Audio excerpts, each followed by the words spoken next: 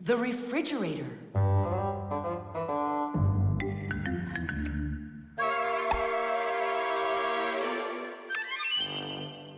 Good job. My homework is all done.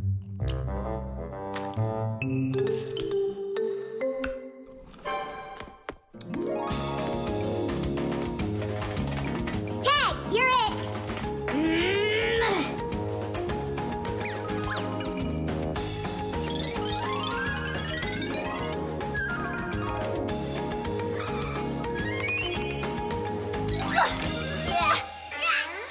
Haha, Tag, now you're it. Simka, I'm stuck. Help me. Just stay still. Oh, you're really stuck. Simka, we're not gonna leave me, right? We aren't. But I'm afraid, Nolik, you'll be stuck for a while. Tom Thomas! Help me! What's going on? Look, this blob of white stuff grabbed onto Nolik and it won't let go of him. Oh, it's a piece of gum. It's my bubble gum. Oh, thanks a lot, Tom Thomas. Now what's the plan to get me unstuck from here? Here's what we do. It's gotta be frozen. Once I sat on gum too, and my mom put my pants in the freezer. The gum froze up and it came right off. I don't want to go into the freezer. Don't worry, Nolik. I'll stay right here with you. Just hold on. It won't take long at all. Huh. Why do I need to hold on? The gum's already holding on to me. Simka, do you know why it's so cold in the freezer when outside it's warm? I'll explain it to you. A refrigerator has a pump that pushes a special liquid through a long tube. Inside the refrigerator, the liquid in the tube wants to turn into a gas. To do that, it takes the heat from everything inside, and that makes the refrigerator cool. Then the pump sucks in the gas and pushes it out as a hot liquid into the tubes on the back of the refrigerator. That lets all of the heat collected from the inside escape into the air outside. I wish I was somewhere warm. Hold on. I'll go get us some warm clothes to wear. I don't want to hold on. I want to go with you. Just hang in there. I'm hanging. Tom Thomas, open up!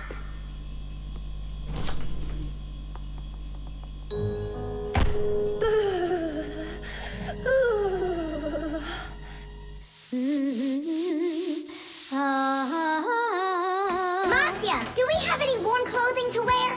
Why in the world do you need it? I just do. Well, I need to know what is happening.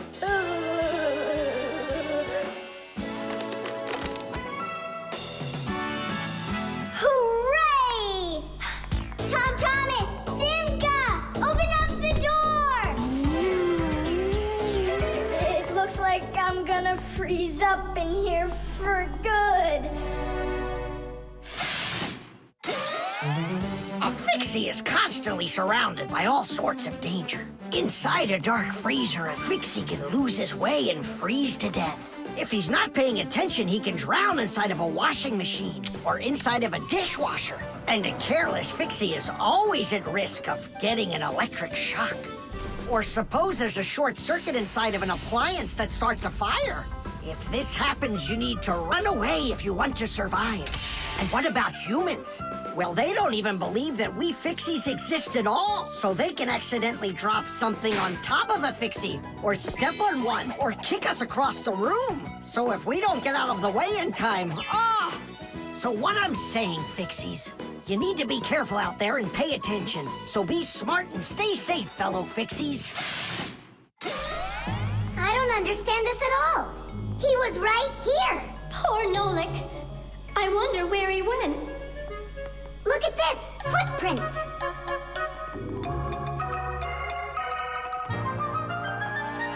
Nolik, you're alive. You scared me half to death. How did you get out of there? Well, you told me about how a refrigerator works. And so I found that cold tube and started crawling on it until it got hot, and then I was here. Hey, there's smoke coming out of you. We need to cool you down right away. Huh? Where? I don't want to go into the refrigerator. Stop! I was joking. Look how it froze. I could break my teeth on it. You aren't gonna chew it anymore. I'd never do that, not after Nolik sat on it. Well, you didn't need to stick it where it doesn't belong. Hey, I apologize. I'll go and throw it away. Maybe you'll try the trash can? The music box.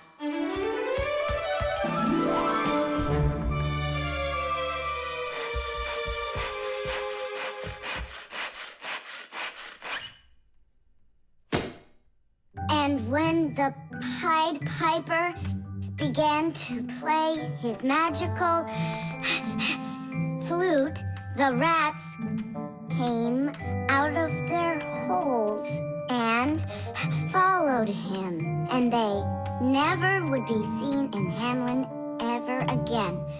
Whew. And then what, huh? I can't read anymore. My legs got tired. Whew. Simka, Nolik, something's rustling in there. In where? In Dad's office, it's on his desk. It's inside the wooden container. So maybe there's a mouse inside it. Tom Thomas, sit right here while Nolik and I go and check. And if there's a mouse in there for real, then how are we gonna get it out? Those rodents are really so big. And why was I reading that book to you, huh? Just grab a flute, give it a toot, and the mice will scoot. And where are the flutes gonna come from? We'll make 'em. Toot, toot, toot, toot, toot. You got it? Sure I did. Wait a second. Let's get a little closer.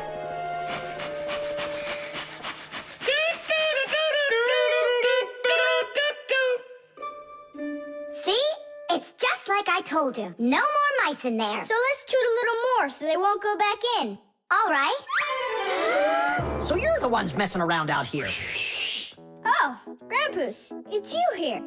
All day I can't work on what I need to do. Right from the start, someone's opening up the top, and then you two tooting out. It was Simka who came up with the tooting. Just because you're afraid of mice. Wow, what kind of machine is this? Well, what do you think? A coffee grinder? No. A hole puncher? Is it a foot scratcher? What? Well, a machine for scratching your feet. You're joking all the time, you. It's a music box, and it's just wonderful. Music boxes were invented more than 200 years ago. Inside, there is usually a cylinder with short pins sticking up from it. In front of the cylinder, there is a comb with metal teeth of different lengths. If you pluck one of the teeth, it will make a pleasant sound. A short tooth makes a higher sound, and a long one, lower. When the cylinder spins around, the pins pluck the different teeth, and music plays. Awesome! So what's broken in here? The spring slipped off. It has to be pushed back into the right place. Will you help?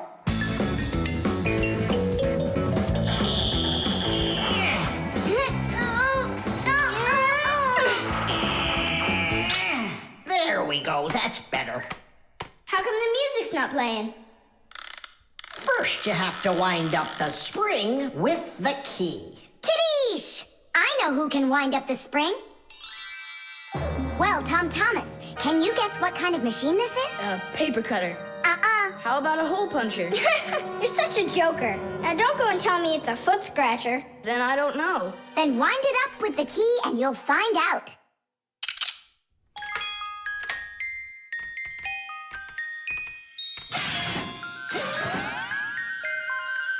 Do you want to know how the higher and lower sounds come out? Put a regular ruler over the edge of a table. Hold down one end of the ruler and pluck on the other. The shorter you make the end hanging off the table, the higher the sound will be. The teeth inside of a music box work the same way, and bells work the same way too. The smaller the bell, the higher it rings. The sound of a violin or a guitar depends on how thick the strings are. Fat strings make a lower sound, and thin strings, a higher one. How tight the string is also makes a difference. Take a piece of string or a rubber band.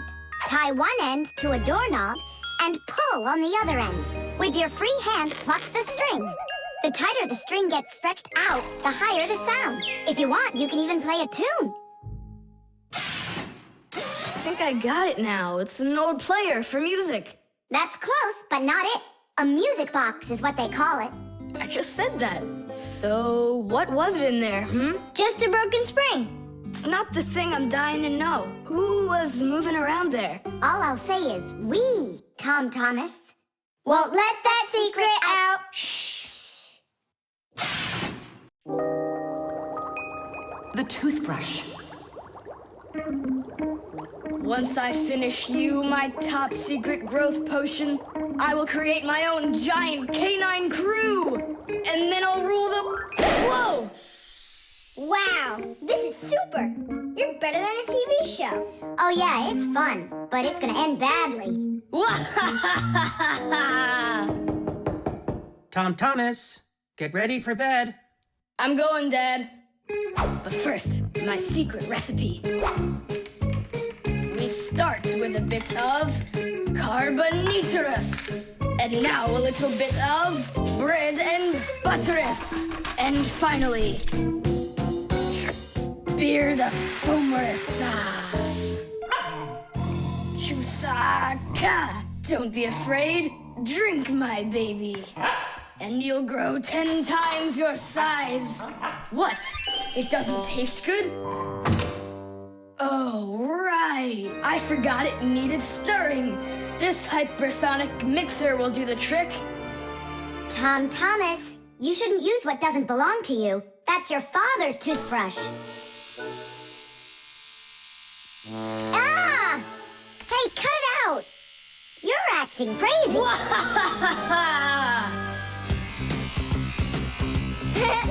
Bubbles! Hey, boom, boom, boom!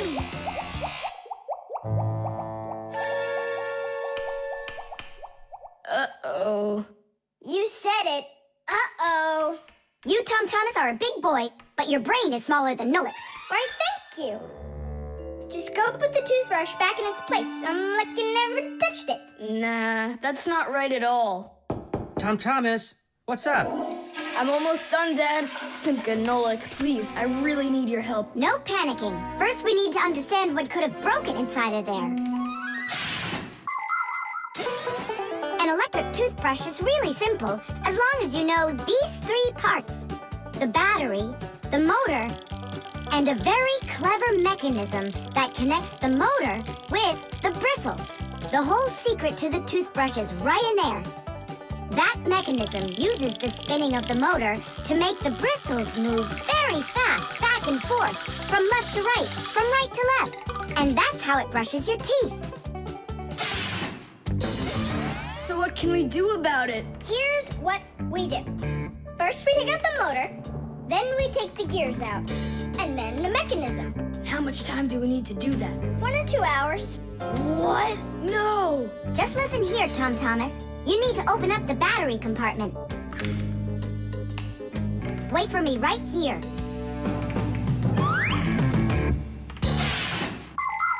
These are your teeth. Well, I mean, they're not your teeth, but you get what I'm saying. Nowadays, we use a toothbrush to clean our teeth, but it wasn't always that way. The ancient Egyptians used a chewed stick to scrape their teeth, while the ancient Greeks rubbed their teeth with a rag. And the Vikings, well, who knows what they used? And then, only 200 years ago, an Englishman named William Addis came up with something better. He drilled holes into a meat bone, inserted bunches of bristles into them, and there you go, the toothbrush. And here's what I need to tell you all as a fixie. That is, as a master repairman. You need to make sure to brush your teeth often, especially after eating, or you'll be getting them repaired often at the dentist. Well, is something wrong with the mechanism? No, it's fine. Is the motor burned out? No. Then what's wrong with it? You're not gonna believe it. But the battery died. That's all? I know what to do. I'll put in new ones.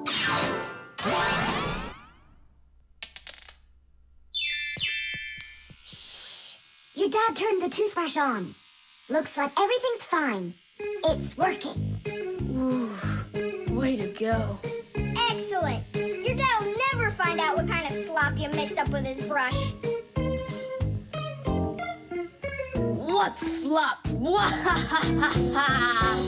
How dare you, Nolik? How dare you refer to my mighty potion like this? Tom Thomas, somehow soap got all over my toothbrush. Can you explain that? Ay, ay, ay. Well, you got caught. What do you say now?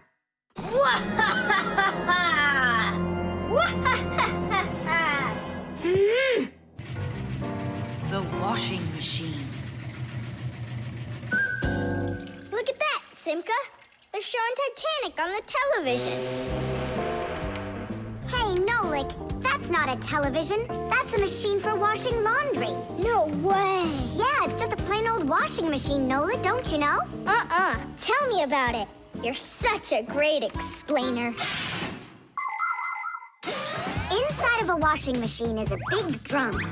People put their dirty laundry in there and add a special kind of soap called detergent. When they turn the washing machine on, the drum fills with water, and then the motor starts to spin the drum. That makes the laundry rub together, forcing the soapy water in and the dirt out to make your clothes clean. After that, all that's left is to get out the water by spinning the drum really fast and sending the water down the drain. Oh, thanks a lot, Simka. I always wondered, why would you want to put laundry inside a television? Are you joking with me? Uh-huh. Oh, I'll show you a funny joke. Get over here. Shh, it's Tom Thomas's mother. She's got headphones on. We're safe. She doesn't hear anything except the music.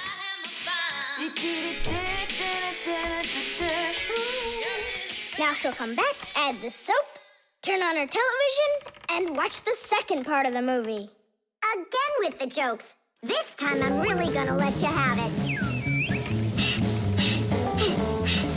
Whoa! Nolik, just do what I say. I came up with a plan. What's your plan? To run away!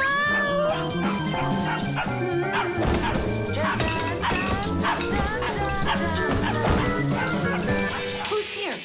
Hello? Huh.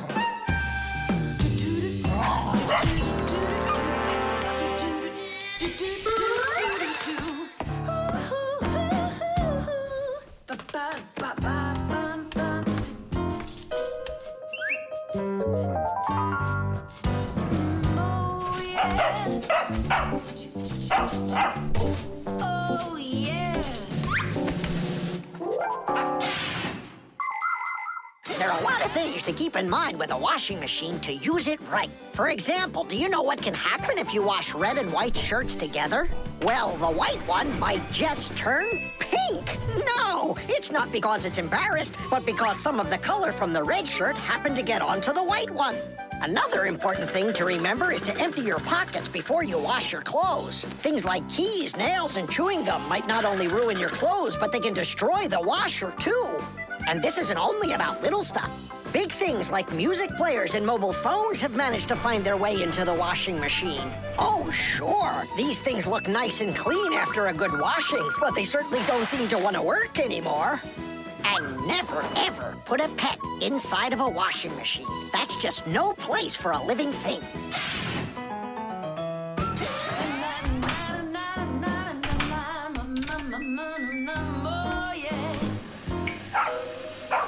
You know what, Simka? I've never been laundered in my entire life. We better get out of here, Nolik, right now.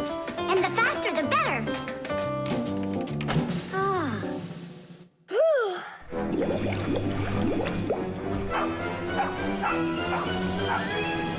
Come on, let's get going.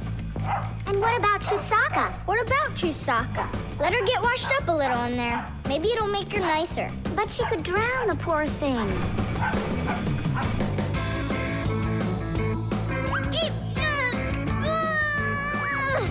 I don't think we can do this alone.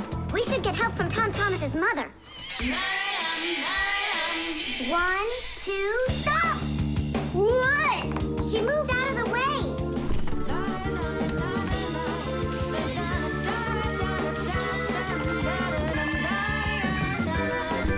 And 3.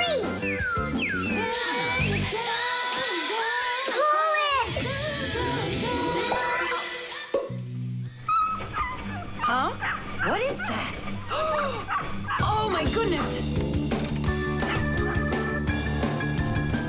Oh, my sweet little baby. How did you get in there? You wait right here in the tub and I'll go get you a towel. So, you wild little beast. Looks like we saved your life. We're friends now?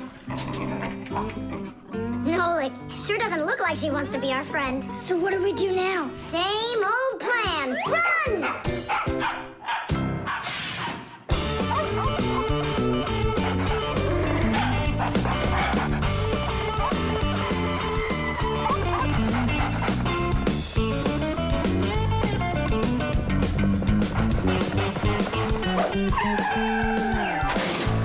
Chusaka! Get away from here! So where did it go? Oh, here it is. Hey there, Tom Thomas. So what's on the disc? Hi there, Nolik. Hi there, Simka.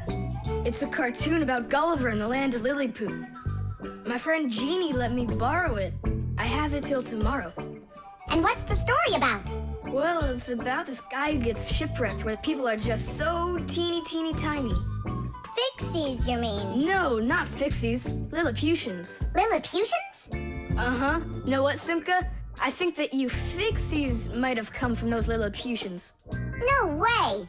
Our grandpa told us a completely different story of the Fixies. When something is very well made, then the saying goes that it was made with just a little bit of soul. In old times, craftsmen made things to last, and in each appliance, they would leave just a little piece of their soul.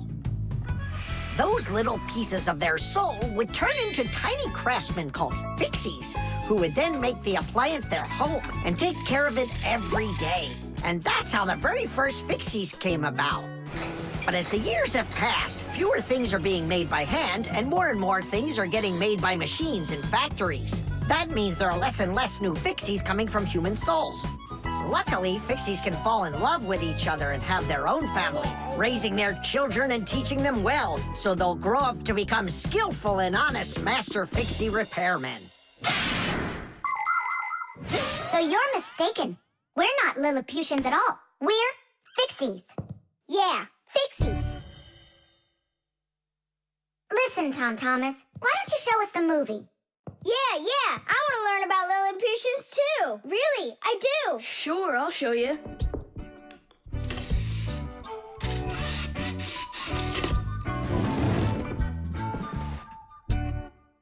Oh no, what's going on? I broke it. I can't give her back a disc that's messed up.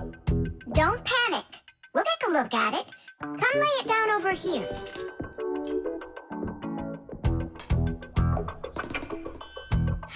Tom Thomas, why is this disc all covered in jelly?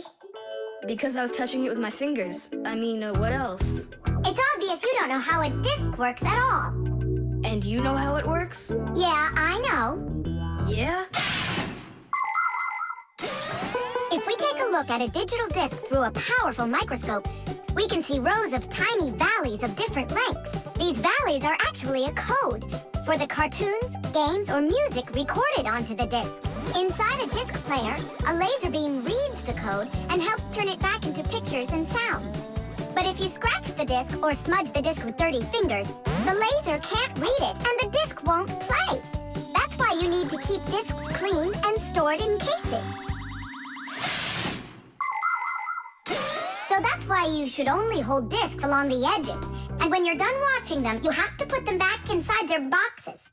And what about this one? Do we have to get rid of it? Not so fast. Nolik, this calls for a major cleaning. Let's get the brooms.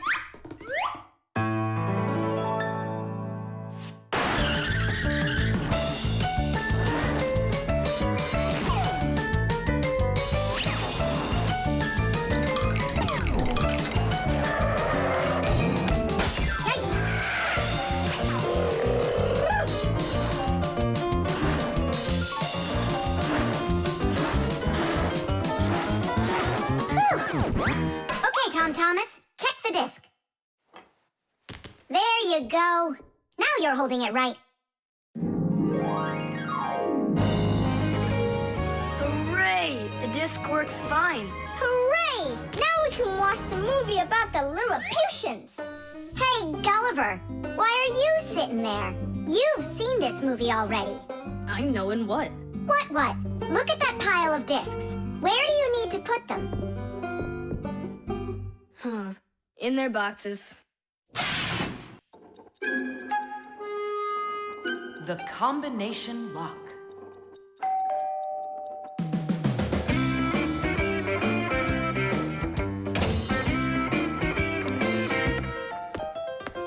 Ah! He's home!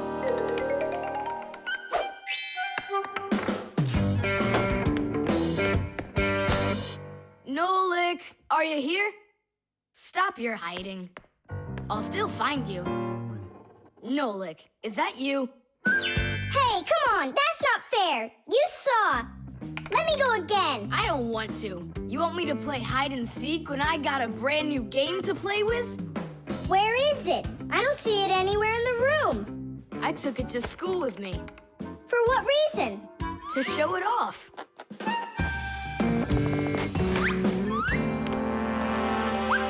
Wow! Awesome game! Tom Thomas! Can I play your game?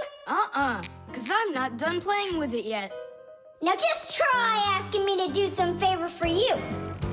Wait, was it a 3 or a 4? It could have been 5. I forgot. What about? I forgot the combination. And now I can't even do my homework. Everything I need to finish is inside of there. I'm not climbing in to find out your homework. Don't even ask me. Tom Thomas, why do you look so upset? The code for the lock. I don't remember it. Don't you worry. Ha! We'll open it. I know all about a code lock. A simple code lock is built with a few discs that have numbers on them. In the center of each disc is a hole with a notch. When all of the discs are turned so their notches line up in a straight row, the lock's pin can slide out freely.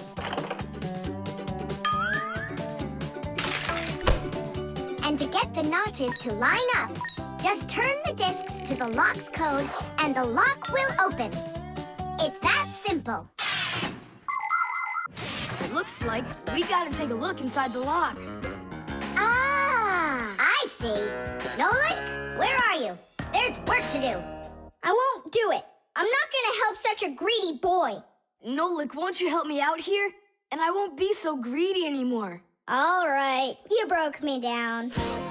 Only as soon as we're done, you're gonna let me play with the game. Right. There's no room in here. Hang in there. We'll start turning the discs one at a time, and you yell stop when they're lined up. Stop! Turn the next one now. Stop! Stop! Now try. Yes! Alley-oop! Titties! Hooray! And your code was really simple. Way too simple. The secret numbers and letters that you use to lock something up are called the code or the password. And to make sure your password's a really good one, here are some things you should know.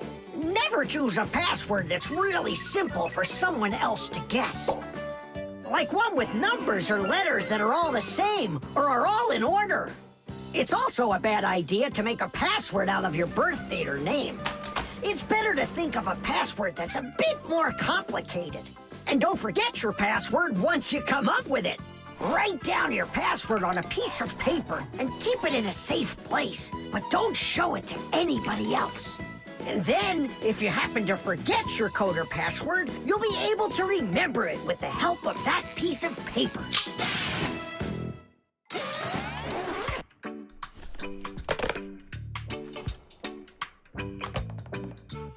And why did you ever put a lock on your backpack? I was hiding the game from the other kids. Then why did you take it to school today? I wanted to show it off to my class. And did you show it? No way. If they would have seen it, they'd be like, I want to use it, I want to play. And so you hid it and didn't show it to anybody. Not to anyone. Then why take it to school, silly?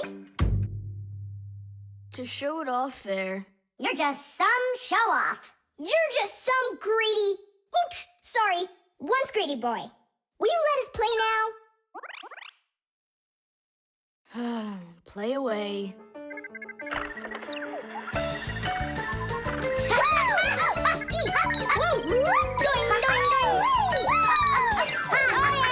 We're not bothering you, are we? Can you jump a little easier? You're shaking the whole desk. The flashlight. Where is that thing? Hi, Tom Thomas. What are you looking for? The flashlight. Ah, here it is. Why do you need it? Katya, I want to talk with her. Why not use the phone? This thing's a flashlight. It's not a telephone. No, you don't understand. Me and Katya came up with a secret code. If I flash just once, then it means hello there. Oh, and Katya's also said hello there to you. And 2 flashes? What's that? Katya's asking if everything's all right. Now I'll tell her that everything's good. Oh, what's wrong with this? I think it's not working right. I see, Nolik, but what's wrong? Any flashlight is nothing more than a battery and a light bulb connected by some wires that are used to make a switch in between them. To turn on a flashlight, you flip on a switch. That lets the electricity flow through the wires from the battery to the bulb so it lights up. And if it won't light up, that means that the battery is dead, the light bulb is burned out, or the switch is broken. And now let's put all this theory into practice. I'm sorry, but I don't have time right now. Don't you get it? If I don't signal back, she'll think that I don't want to talk to her, and that would just be terrible. Just don't get all worked up. We'll help you. But first we need to get the the pack-a-mat and come right back. See ya. Did you hear that? Masya, what a weird sound. Uh-huh. That's new. Now we know what the noise was. Papoose, can we use a pack-a-mat? To fix a flashlight. Really, did you say a flashlight? Do you know the story about when Granddad had to travel for miles on top of a dog? It's true! He was sent on a very important mission. A huge flashlight repair. What kind was it? A special kind called a lighthouse.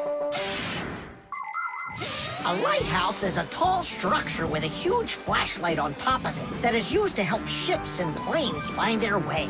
People have been using lighthouses since ancient times. The most famous of them all is the Lighthouse of Alexandria. It was built in Egypt more than 2,000 years ago, and it was more than 100 meters tall. The ancient Greeks considered this lighthouse one of the 7 wonders of the world. In ancient times, people would burn big fires on top of lighthouses. Today, the light comes from powerful electric bulbs. Many of today's lighthouses not only give off light, but they send radio signals, too. Yes, thanks to lighthouses, ships and planes for miles around learn where they need to sail or where they've got to fly in order to stay safe. And thanks to that heroic deed of your grandfather, that big old lighthouse started working. Since then, not a single ship has ever gone astray. Simka!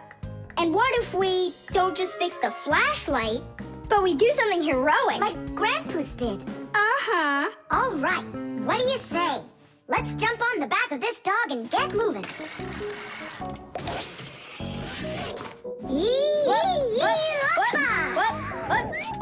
What? Stop ducking. Grab hold of my hand. Uh-oh.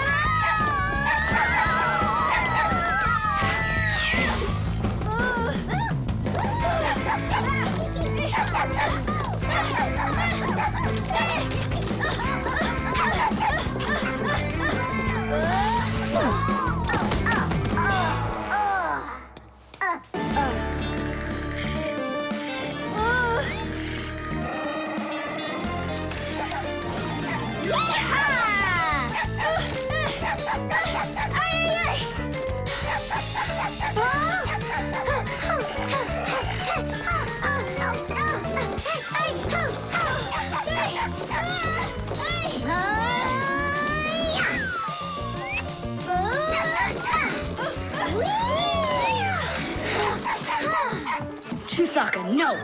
Get out, right now! Tish! That was really some heroic deed. Now it's time to go get that lighthouse fixed. Tom Thomas, hand the lighthouse over. What kind of lighthouse? The one that's your flashlight. I have no use for it. What do you mean no use for it? But then how are you gonna tell Katya what she needs to know? I already told her. Watch this. No, that wasn't the deal. Yeah. You want to tell us our heroic deed was in vain? Well, if you need some heroic deed, then sure, fix it. Hooray! The microwave.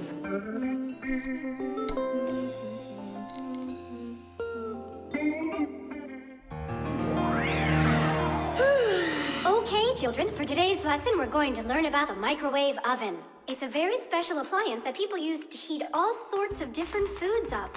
Oh, wow. Is there any chance that we could get heated up here? You'll find out about that too, if you'll pay attention, of course. Whoa! Got it? Now listen carefully. I'm listening. Of course, young Fixies go to school just like human kids, but their parents teach them a lot of important lessons, too. Fixie parents take their kids on tours of all sorts of different devices and teach them what Fixies can do to keep them working properly. They like to show them how the computers or televisions or gaming systems work, or any one of the many appliances they take care of inside of the kitchen, like the stove. Every once in a while, a new device appears in the house, something that the Fixies have never dealt with before. To learn how this new thing works, the Fixies gather together and read the instructions that the humans keep printing up, but almost never seem to take the time to read for themselves. And so now it's time to look at the magnetron. That's what emits the microwaves. Oh, and so the food absorbs the microwaves, and that's what heats it up. That's right. And now, look carefully to your left. Hooray! Freedom! Oh, Tom Thomas. What do you say? Want to watch cartoons? I can't. I need to do my homework. Then just do it quickly. For some reason, whenever I start doing homework, I always get hungry for some food. Then just eat faster. No. The faster I eat, the sooner I'll have to start doing my homework. It already got cold. I need to go warm it up. 1 minute should be enough. These aren't just ordinary wires. These are for...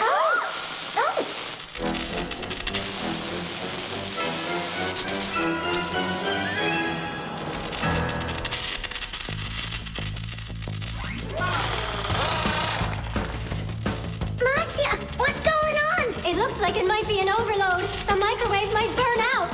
Then we better run out of here. What do you mean, run? We need to save this microwave.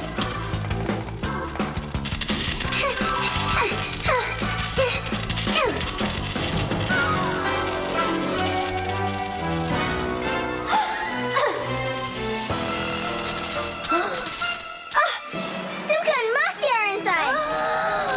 Simka, I need your help.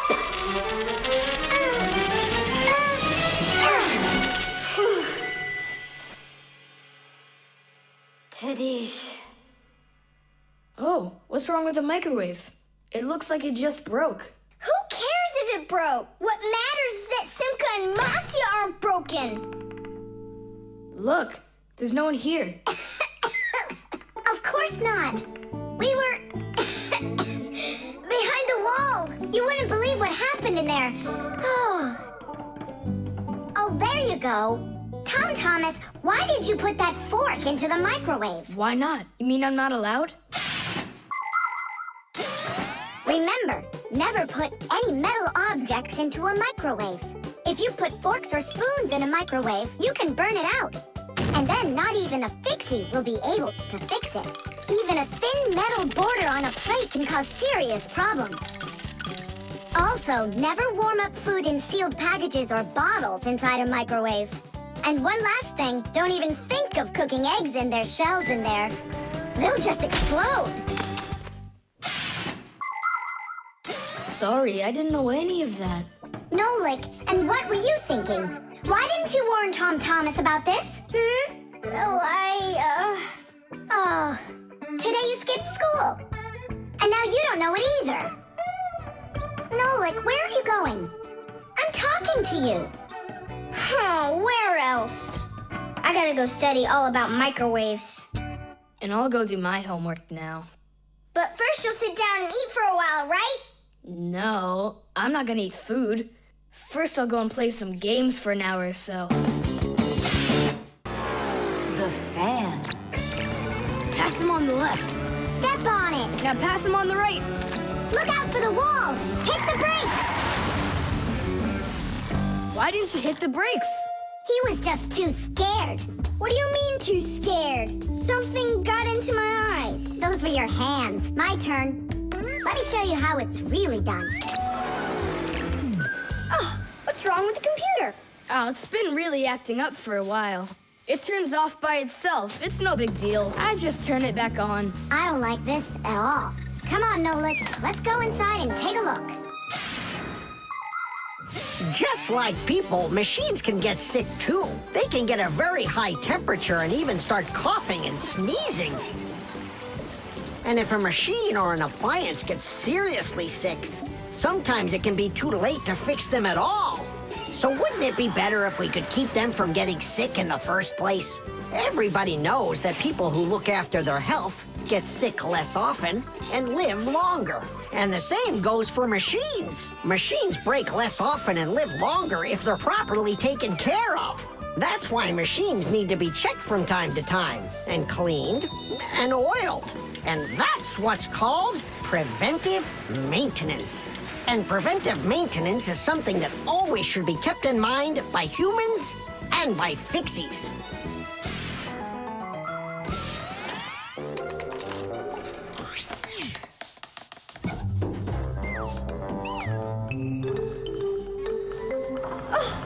What is that? What is what? Can you hear that? What are all those sounds? It's probably just, a Fixie eater that woke up. What? What do you mean, Fixie eater? Didn't you know that inside of some appliances there live horrible monsters? They love to attack Fixies and eat them up. And the smaller the Fixies are, the more the Fixie eater likes to eat them. Ha ha! And how come you never told me anything about Fixie eaters before? I didn't want you to get scared! All right, scaredy cat, let's keep going.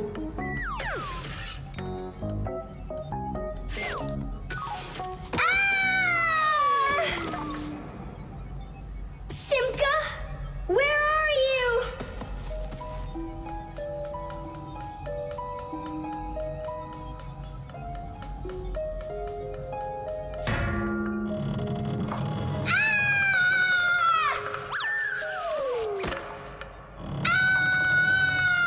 Oh no, don't eat me, Fixie eater! Oh, Simka! Come over here! The sound was coming from here. Take a look. It's not a Fixie eater at all. It's just a fan. Not just, Nolik, it needs our help. See how sick that fan is? Let's go and get it working, right now. A computer can only run when all of its parts are working. And even though a fan looks like nothing more than a simple little engine with a propeller, the computer couldn't work without it. It has the very important job of keeping all of those other parts cool when they start heating up. It cools down the inside of a computer by blowing a stream of air. But if the fan gets dirty and starts working poorly, the computer might get overheated and turn off. Or it can simply break.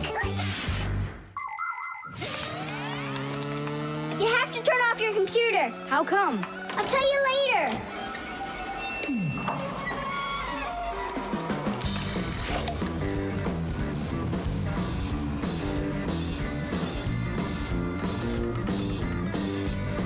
part's done. Now we oil it. Let me try. All right. It's oiled up. Just like your nose. Tom Thomas! Turn it on!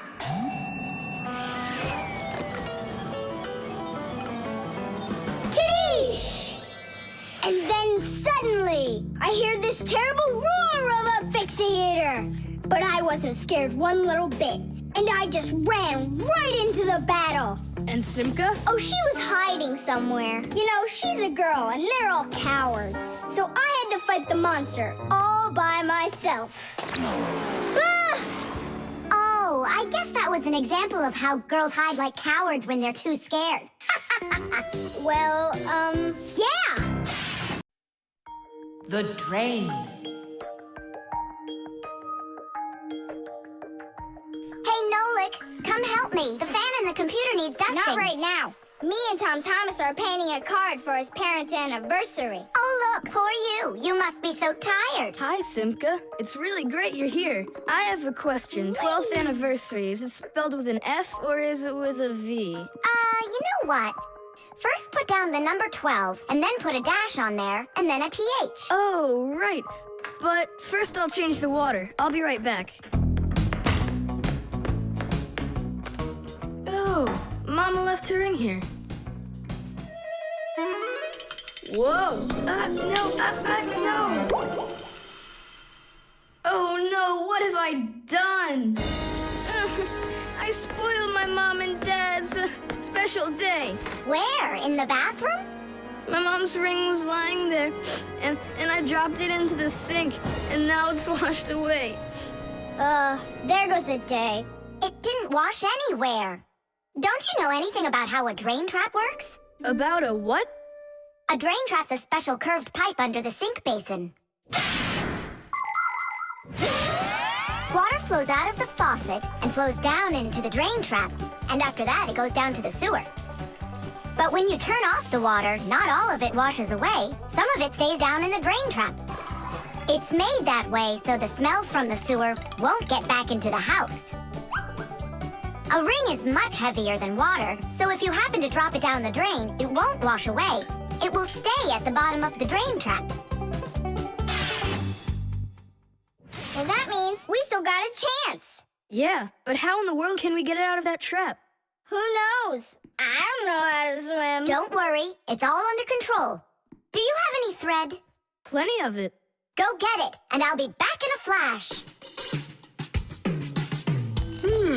I can't fix it like this. I need my welder. Papoose, I need to borrow your pack-a-mat for a little while. Now that's a coincidence. I need to use it too. Marcia, then I need to use your pack-a-mat. What? I'll bring it right back. Hey, where are you going? Just watch what you're doing, dear.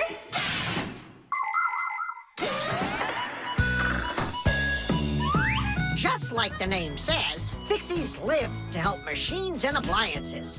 But machines are very big and Fixies are very small, so they can't get by without tools. Long ago, Fixies worked with just about anything they could find. Little feathers, threads, pins, but now they have backpacks called pack-a-mats. Inside a pack-a-mat are all sorts of tools. Just push the button and the pack-a-mat spins around quickly, shooting out a hook or a magnet or even a parachute. Every adult Fixie has their own pack-a-mat. But before children can get them, they have to go to school and study hard and then pass an exam before they have the rights of a full-fledged Fixie. And it's only after all of that that young Fixies get their own pack-a-mats. And what? You're going down there with just that on? Not just like this.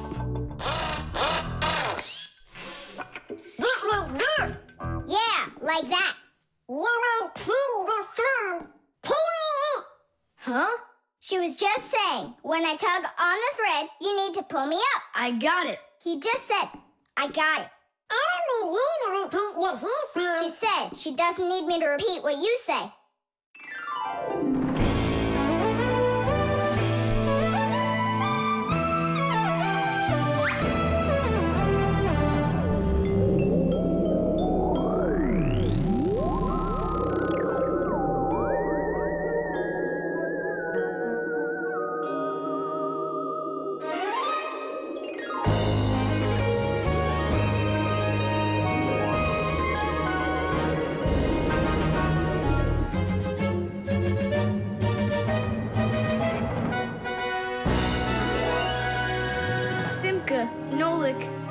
thank you. You really saved the day.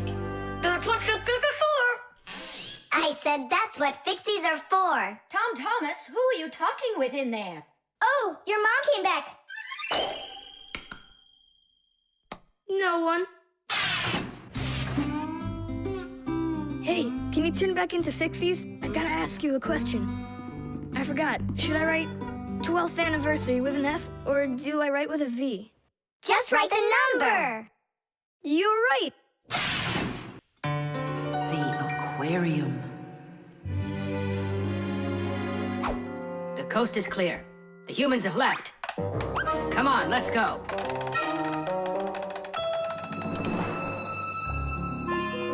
Marcia, why are the fish looking so tired? 'Cause they're not getting enough air in there. The water in the aquarium is dirty and it needs air, but the filter isn't working. The filter? Yes, that device over there. These fish need our help, and if we don't do something right now, they could die. Right. First, I'll fix that light, while you and Marcia go over there and see what is wrong with the filter. But I want to go and look at the filter too. You're too small for this. Oh, whoa, whoa, whoa. And you're a giant. I mean, you're like 6 feet tall, huh? That's enough arguing. Nolik, let's go.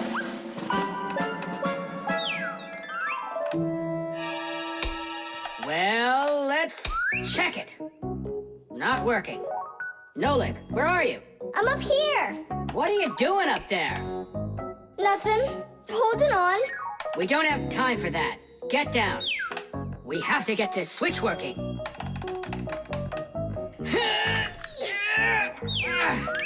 Marcia, what's the matter with the filter? Well, probably something's caught inside and it's stopping the motor from turning. A filter is used to keep the aquarium water clean. A motor in the filter turns the paddles and pumps water through a fine net or a sponge. The dirt in the water gets trapped in there, and the cleaned water is put back into the aquarium. Many filters not only clean the water, but also add air to it, so there will be more oxygen in the water. You see, even though fish live their lives in water, they need oxygen just like all of us.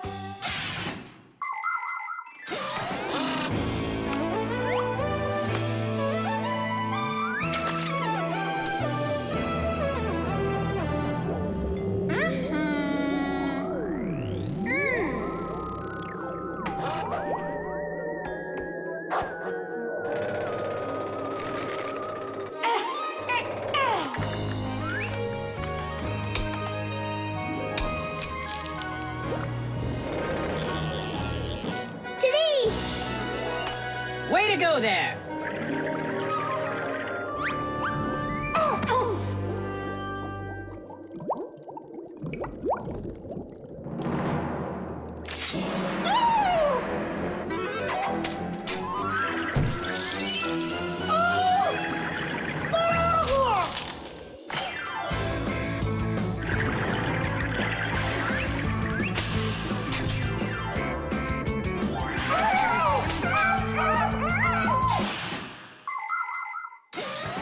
There are lots of ways for people to breathe underwater. As an experiment, try putting an empty glass upside down in water, and you'll see that some of the air stays in there.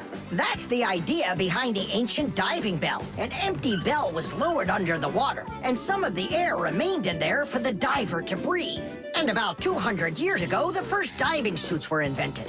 The diver got air from a hose that started above the water. This let the diver spend a long time under the water and even walk around on the bottom, but just not too far. Later on, people learned to squeeze a lot of air inside of metal tanks, and that's when scuba diving started. Scuba divers breathe the air stored in these tanks so they can swim freely and even dive deep down below the water. Our work is done. The light is on, and the filter is working. And the fish look so excited. As if they're not fish, but monsters. Thank goodness they're behind glass. Papoose! Just hang on. We'll be right there to save you. But I don't even have my pack-a-mat. Ooh, look how they're chopping their teeth. They must be so hungry. You're right. They're hungry. Nolik, come on.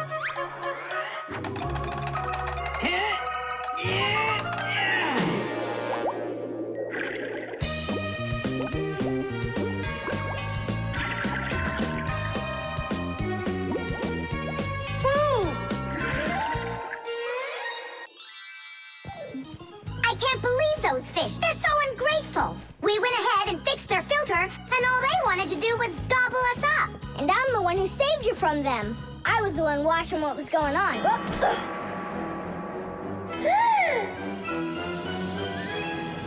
Oh, gee. Hold it. Do you think giving her some food will help? As long as you're not thinking that food is me. The Electric Kettle. That's 4. Come on, Tom Thomas, just one more. Come on now, Tom Thomas. I know you can do it. 5. That doesn't count. That doesn't count. No, your chin was below the bar. Whew, that's all. I can't do anymore. You weakling. You're the weakling. I'm not. I just haven't eaten in a while, and that's why I lost my strength. You're a slave to food, Tom. And you see, that's the difference between us Fixies and you humans. Many people wrongly assume that the only way Fixies could live is by stealing food off of humans' tables. Or worse yet, by stealing it from their refrigerators. That's just a lie. It's not true at all. Fixies don't eat any kind of human food. So then where in the world do the Fixies get their energy, you're wondering? It's very simple. A Fixie's entire life is connected with devices. Fixies not only live inside of devices, but they take care of them and help them live longer.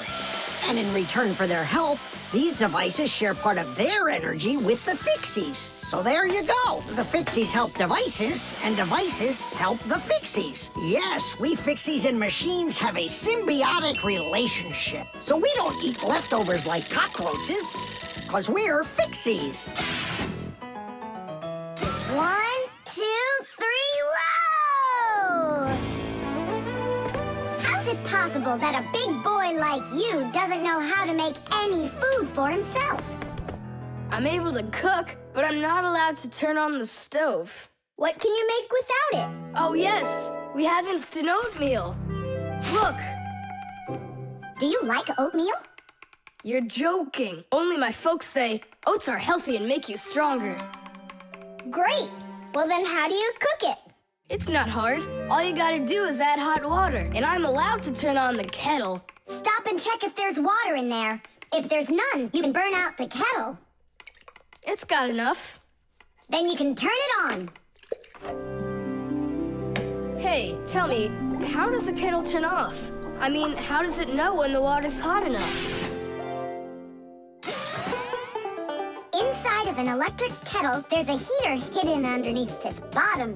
When you turn on the kettle, the heater warms up the water until it boils. And the boiling water gives off steam that heats up a special metal plate at the top of the kettle. The heat causes the metal plate to bend, and that turns off the switch. So you could say that an electric kettle feels when the water's boiling.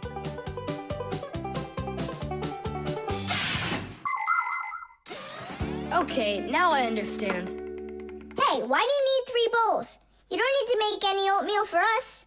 It's not for you guys. It's for my mom and dad. Start out here. No!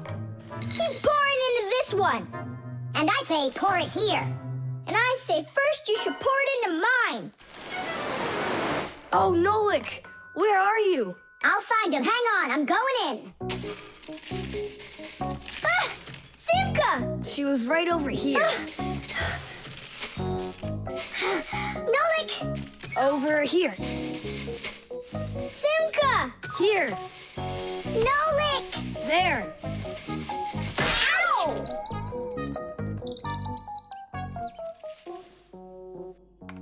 Hey, where is your other boot? It got lost. Up there in the oatmeal. That must be your parents. Let's get out of here. Hey, and what about your shoe? Don't worry. I got another one. Hi, Tom Thomas. We're back. You must be hungry. We'll make you something to eat. But I already prepared us some food. And the water's already hot. Wash your hands. Tom Thomas, don't touch that kettle if it's hot. I don't want you to burn yourself. Yum, yum, yum, So yum. today we're eating oatmeal for dinner. Delicious. Maybe you have something else? Why something else? You're the ones that say that oatmeal's great for you and that it makes us stronger. Well, yeah, that's what we say. I'm glad that our son pays such careful attention. Isn't it delicious? Really? Huh.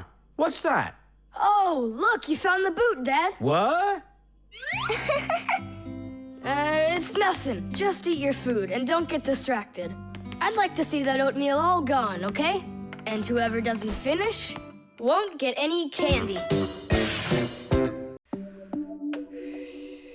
The alarm clock. Ha! It didn't ring again. Nolik, let's go fix the alarm clock. Simka, wake Tom Thomas up. Tom Thomas, get up! Tom Thomas! Hey, you'll be late for school! Tom Thomas, get up already! This is really something. And where's the battery in here? No, this is an old mechanical alarm clock. It doesn't work with a battery. It uses a spring.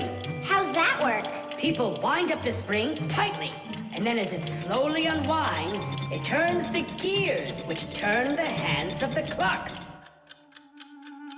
Achoo! Oh, What? the alarm clock broke. Let's hurry and get you washed up. Tom Thomas, are you just getting up? Dad, the alarm clock didn't go off. It's broken. Here's the problem. It won't turn, because the feather's stuck in the gears. Nolik, help me.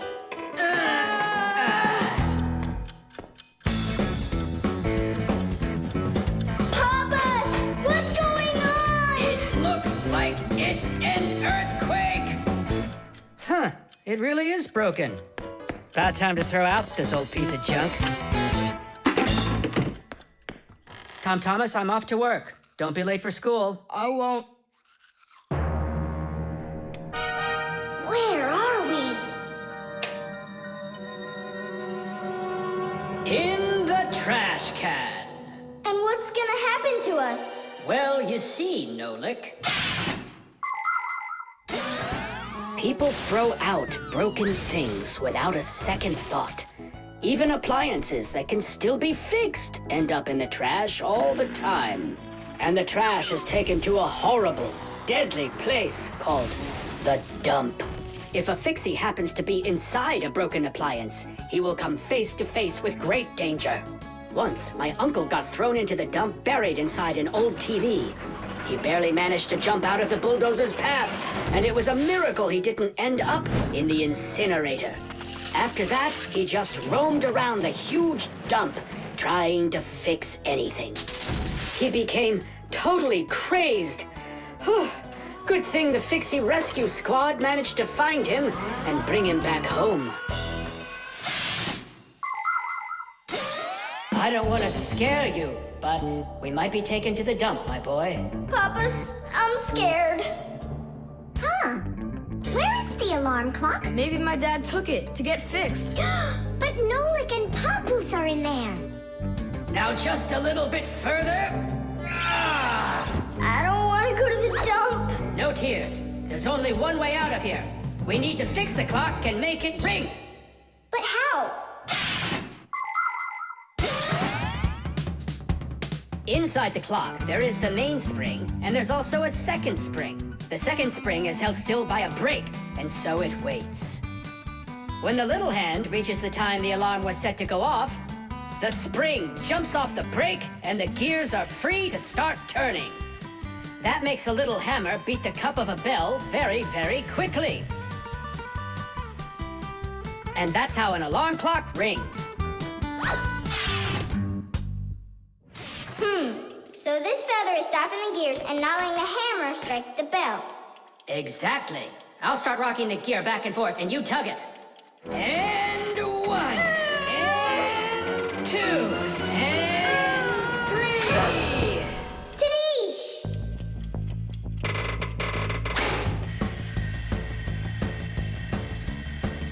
Simka, I think I can hear my alarm ringing. Run to the sound, quickly!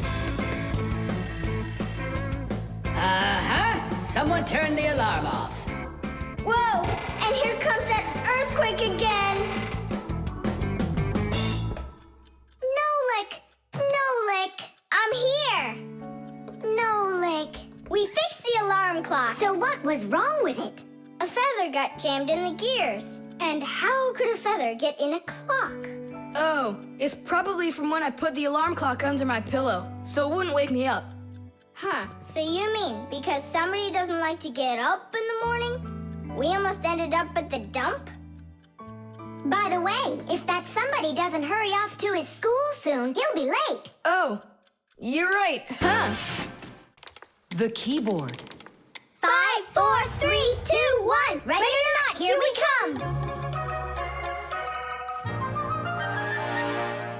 And where is he hiding this time? Tom Thomas! Yoo-hoo! Tom Thomas, you didn't forget about your grandma's birthday, did you? No! Oops, I did.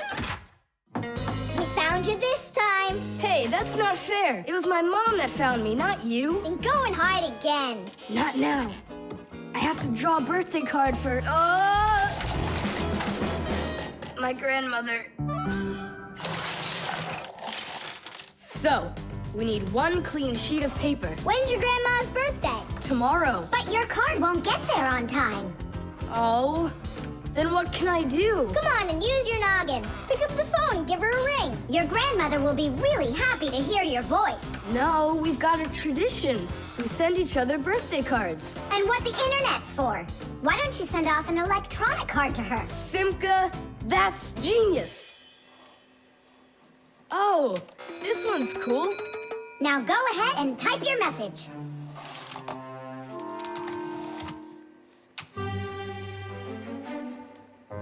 The letter D isn't working. How can I write Dear Grandma without D? Just let her be a plain old grandma without the deer. But the letter G isn't working either. It looks like we could use a pack-a-mat here. A pack-a-mat? What for? To clean off the keyboard's contacts that got all dirty. What contacts? A key on a computer keyboard works pretty much the same way as a doorbell does. When we press on the button of a doorbell, the contacts inside touch, which lets the electricity flow that makes the bells ring. And when we press a letter on a computer keyboard, an electrical current runs from the keyboard to the computer, and that letter appears on the screen. But if there's dirt between the contacts that stops them from touching, then the current can't flow.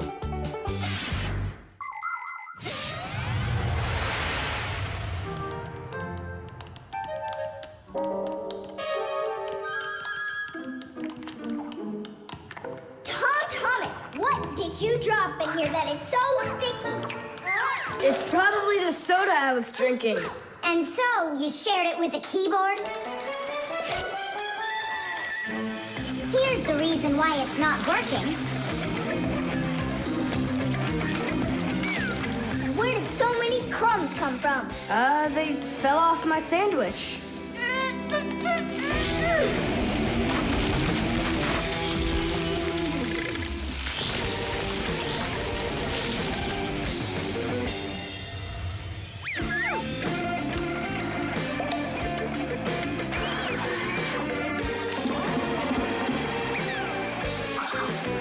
What in the world is this red stuff down here? That must be the sauce for my mushroom pizza. Oh, Nolik. Well, now it looks like we're gonna be out picking mushrooms. The Fixies are always ready to help people out, but there are some people we really don't feel like helping. I remember when I was working as a Fixie back in one house. It was a disaster. One day, the owner spilled coffee on the remote for the TV. As I was running to clean the remote, he starts pounding the TV with his fist because the channels won't change. So now the TV is broken too. Well, with no TV, he decides to listen to some music, and he carelessly pulls the music center onto the floor. So he tries to fix that himself and manages to break it for good. And then he sits down on top of his telephone and breaks that to bits. Meanwhile, I'm still busy trying to clean the coffee off of the remote. There wasn't a minute of rest with this guy around. In the end, I couldn't take it any longer. So I got out of there, and now I'm here, teaching kids. Thomas, why are you eating food at your computer? Yeah, they don't feed you in the kitchen or something?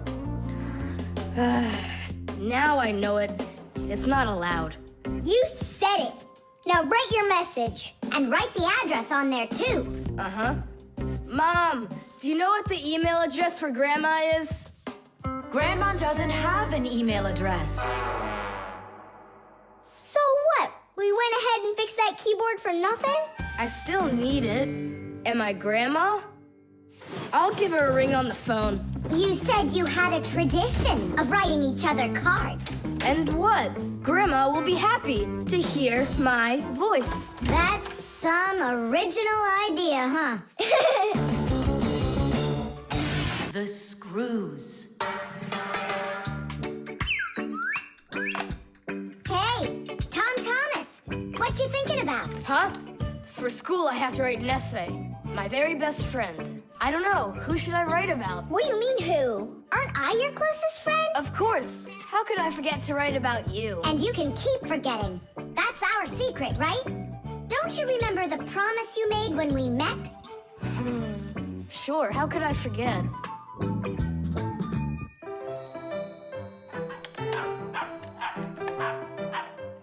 What's wrong with Chisaka today?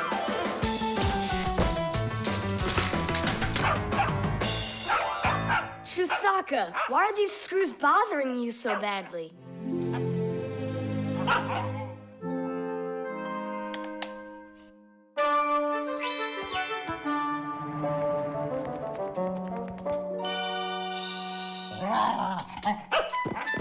What's with you? Leave them alone already. Will you just calm down? You're gonna destroy my plane.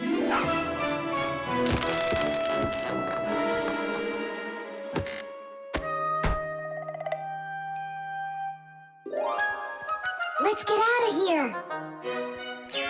Ow! What's going on? What's going on? Hey, if you don't turn back again, I'm not letting you go. Oh, please, don't be afraid. I'm not gonna hurt you two. I'll just ask you one question and let you go. Nolik, we can't. Don't worry about it. Quit your staring. Ask your question, boy. No way you can talk. Just tell me, who are you? Fixies. That's all. We answered. Now you let us out. Oh, wait, but what's it mean that you're Fixies? That's already question number 2. You promised to let us out, didn't you? I'm sorry. You can leave now. Simka, it's fine.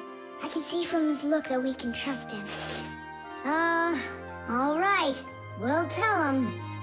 You gotta swear that you don't tell anyone else. I swear it. Fixies. We're the little people that live inside of machines and appliances and take care of them. Fixing them, cleaning them, and oiling them. Humans never suspect us. They think that if something breaks and then suddenly starts working again, that it happened all by itself. Well, nothing happens by itself. It happens because we, the Fixies, are living inside. Yes, without the Fixies, humans would have so many more problems with their machines. That's awesome. And so what are your names? That's already question number 3.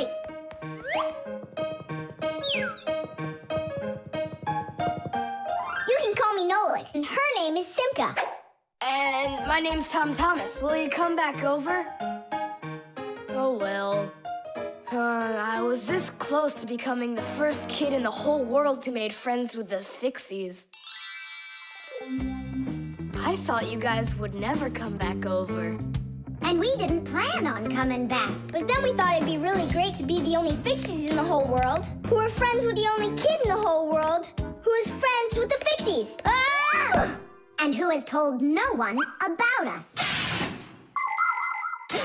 The Fixies do everything they can do to hide from humans. They are afraid that if humans discovered Fixies, they would hunt them down and capture them and start keeping them in cages just like pets. And worse than that, they would take them into their laboratories and start examining them under microscopes, even conducting scientific experiments on them. Or suppose that humans thought we'd do all their work for them, and so they decided that they didn't have to take care of their appliances any longer. Well then, let me tell you this. If humans decided that they didn't have to clean or fix their own appliances, then not even the Fixies will be able to stop them from breaking no matter what they do. That's why the Fixies are very smart to hide from humans. Okay, then, I'll write about someone else. I have the very best friend ever. Period. When something's broken, he repairs it. He's the one and only the one and only Nolik. The electric train. Woo woo woo woo.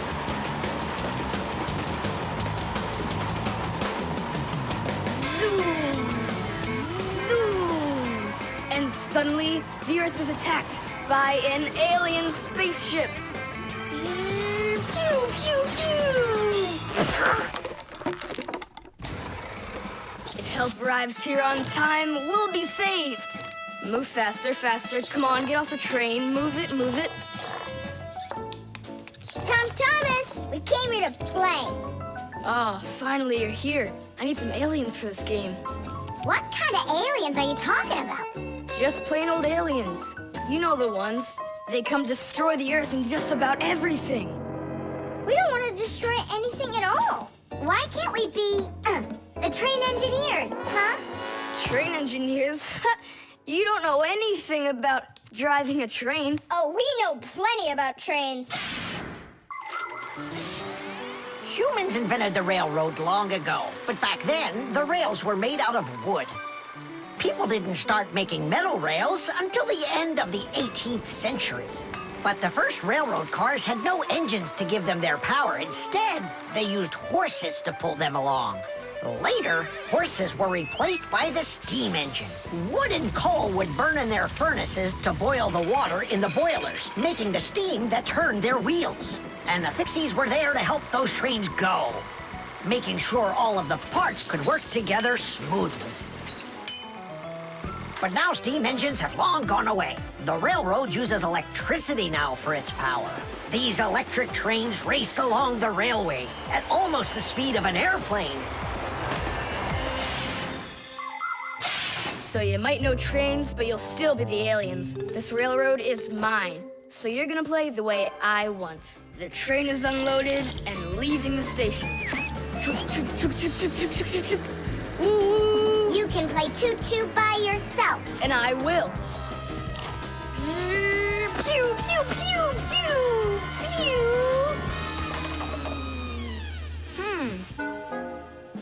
Hey, why did you stop?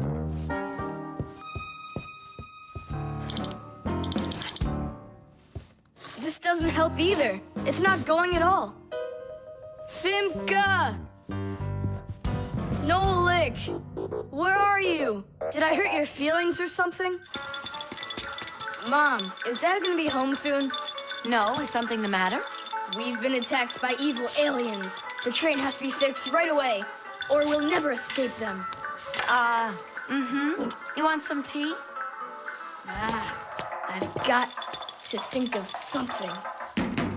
Simka, Nolik, I know you're in there. Please forgive me if I hurt your feelings. I'm really sorry. There's nobody but you that can save the world from the evil aliens. All right, it talked us back into it. Well, let's go and check the rails. Nolik, follow me. I'm faster. Whoa! Well, so much for being faster. But it looks like I found the brake. Tom Thomas, the rails are broken. I know, and so? You know, but that's why your train's not running. Just like a real train, model trains run on electricity. But there aren't any batteries inside the locomotive to pull the other cars. The engine gets its electricity from the rails. Each piece of the rail has a wire in it. If the rails come apart, the electricity can't flow through the track and get to the train. And without electricity, the train's engine just stops going. So reconnect the rails and your train will run again. Uh-huh. Put them together. Ah, yes! Hooray! The train's running! Way to go! So will you play with me now? And which way are we playing this time? Whatever you want, I'm with you. The train rushes down the track with Nolik as its engineer, when suddenly from out of the sky comes an alien spaceship.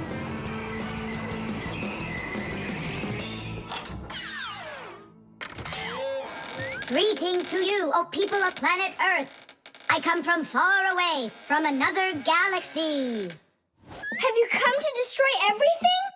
No, I've come to fix it all. Oh!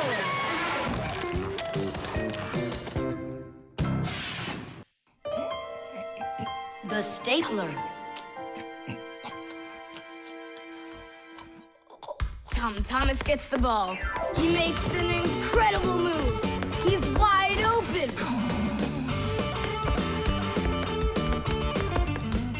The goalie sees him and he screams in horror. He shoots and score! Yay! Tom Thomas, stop kicking that ball. Your school concert starts in 30 minutes, and I don't want to iron your pants again. All right, Mom. Just one more time, huh? No, I'm sorry. Mom said I have to quit kicking the ball. But Mom said nothing about dribbling the ball. Go, you can do it. You can do it. Yeah!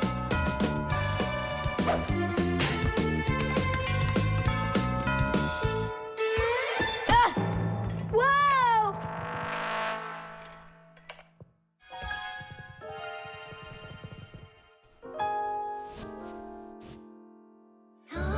Tom Thomas, your pants.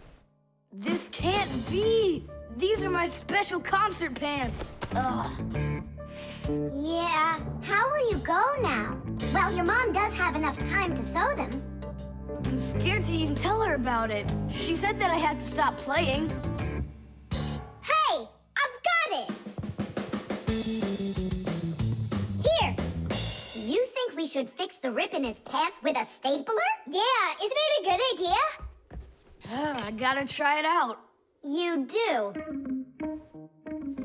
Like this? Stop! Why? What's wrong? My nose itches. That's all. Let's go. You're right, Nolik. It works. That is super! Yeah, the stapler's really great. Do you guys know how it works? Just keep stapling and I'll tell you. The staples for a stapler are lightly glued together. That way you can load many staples at once instead of one at a time. And a spring pushes the staples to the front. When you push down on the arm, a metal tooth pushes the front staple down through a thin space. And the staple punches holes in the paper. Next, the pointy ends of the staple push down onto a plate. And that makes the staple bend behind the paper. And there you go. The papers are fastened. So you could say that we're sewing, but using a stapler instead of a needle. Yeah, and it works even faster. Huh? What's going on?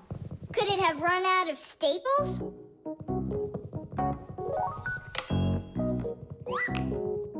There's still a lot more staples, but one of them got jammed here in the slot.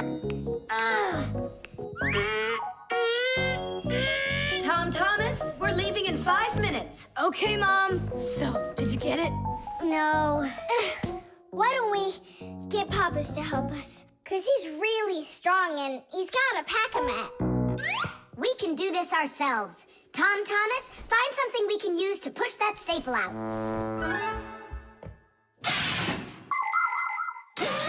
The stapler is not a very new invention. It's been said that the French king, King Louis XV, had a stapler made out of gold and precious gems. Unfortunately, it could only hold one staple at a time. Modern staplers are much more convenient, and people have come up with so many kinds for paper, for plywood, and even for skin. Yes, surgeons often use them during operations. Then there's the staple gun that's used to upholster furniture. And its older brother, the nail gun, can even be used to hold together the walls of a building. And here's an invention almost as important as a stapler. It's the staple remover. With its help, it's possible to remove the staples put in by a stapler. How about the screwdriver? That'll work. Look, the screwdriver fits perfectly into the slot. Ah, that's great. Now push that staple through, only keep your fingers out of the way, or you won't finish sewing. Tadish! It's still not Tadish. You haven't fixed your pants yet. That's it, they're done. Now we can say, Tadish! Tom Thomas, are you ready? Of course. My idea with the stapler was smart, wasn't it? And Tom Thomas's mother won't notice a thing. Will too. Just wait till she washes them.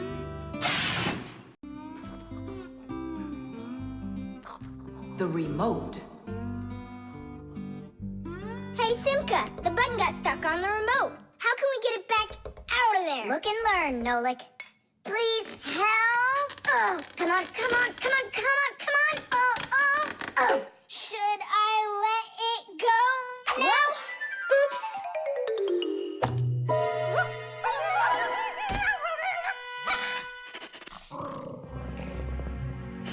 Nolik, hide somewhere.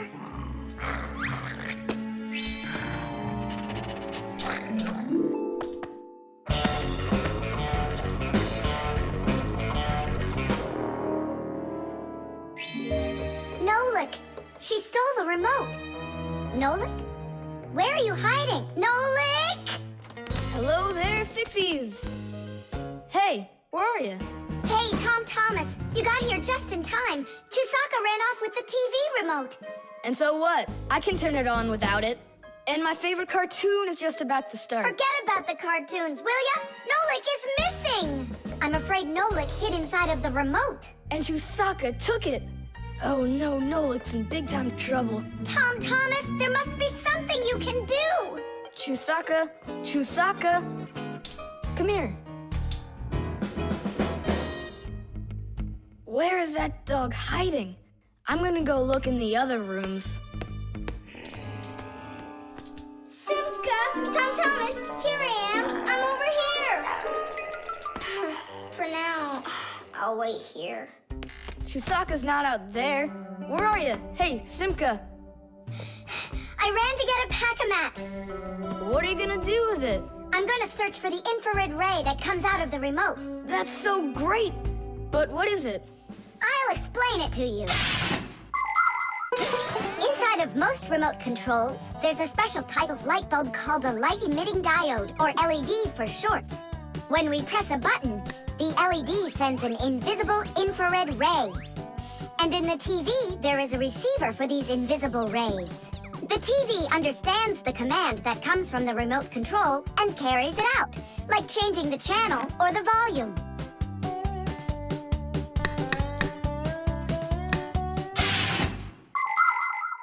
If the rays are invisible, then how is it possible to see them? In the pack-a-mat, I've got these special goggles that can help me. And now what? Yell to Nolik. Get him to close the contact on any one of the buttons. Nolik! You gotta push one of the buttons down on the remote. A button? But how am I gonna do that? Wait, 1 second. Chusaka Chusaks with a brain full of rocks. Meow. Meow. Oh, Mamma Mia. Now she'll eat me together with the remote. Nothing for you here. But here's something. There he is. He's over there. Sokka, come here. Do you want a hot dog? So you want to play tough?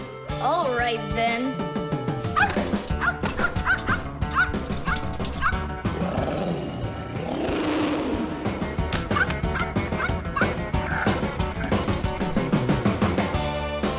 Hooray! You're in one piece. How did you find me? By looking out for the remote's rays. It's just a shame it's impossible for me to see him. What are you saying? You can! If you want to see infrared rays, all you have to do is look through a digital camera. Try it for yourself.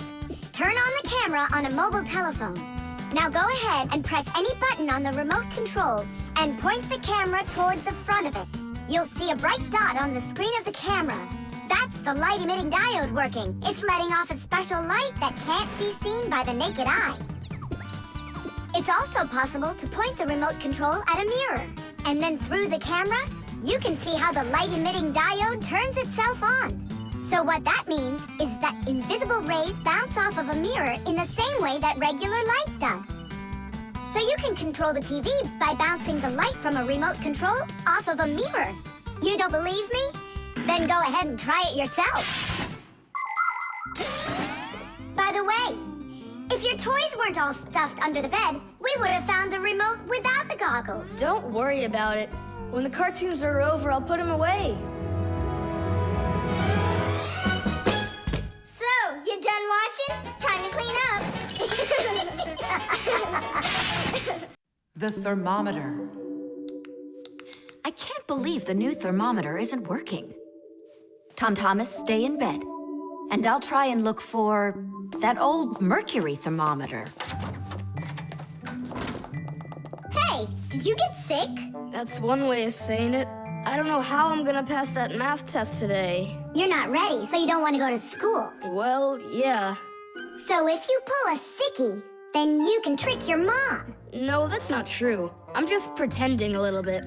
You think so? Well, you won't trick the thermometer. Simka, what's a mercury thermometer? Mercury is a type of liquid metal that's silver in color. There's no mercury inside of new thermometers. Now they're electronic. Old thermometers were made with a glass tube with markings and a bit of mercury inside them. When the end of the tube warms up, the mercury inside of it expands and creeps up the tube. And that's how those old thermometers measure temperature. The longer the column of mercury, the higher the person's temperature is. That means I need to warm up the end of the thermometer. Thomas, you're a genius. But how will you warm it up? Finally, I found it. Well, let's see. Mom, can I eat something? Hang in there, sweetie. I'll make you something.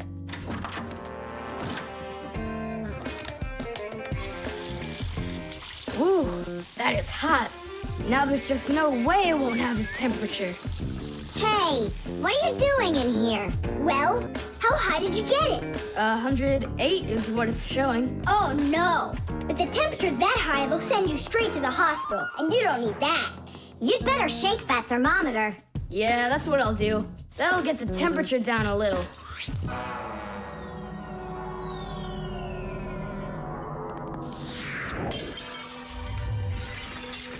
Ah! Well, so much for that. Cheaters never prosper. Thomas, did you see this? Nolik, don't touch the mercury. It's poisonous. Stop it right now. And you, Tom Thomas, you don't touch that mercury either. It's dangerous. Then how can we throw it out? Call your mom and she can help you. I can't. How could I call her? Then she'd find out that I wanted to trick her. Maybe it's better to tell the truth. I can't. I can't do it. All right, then. It looks like there's no other choice. Nolik, call Papoose and Masya. I'll get him. And you go back to your room and wait.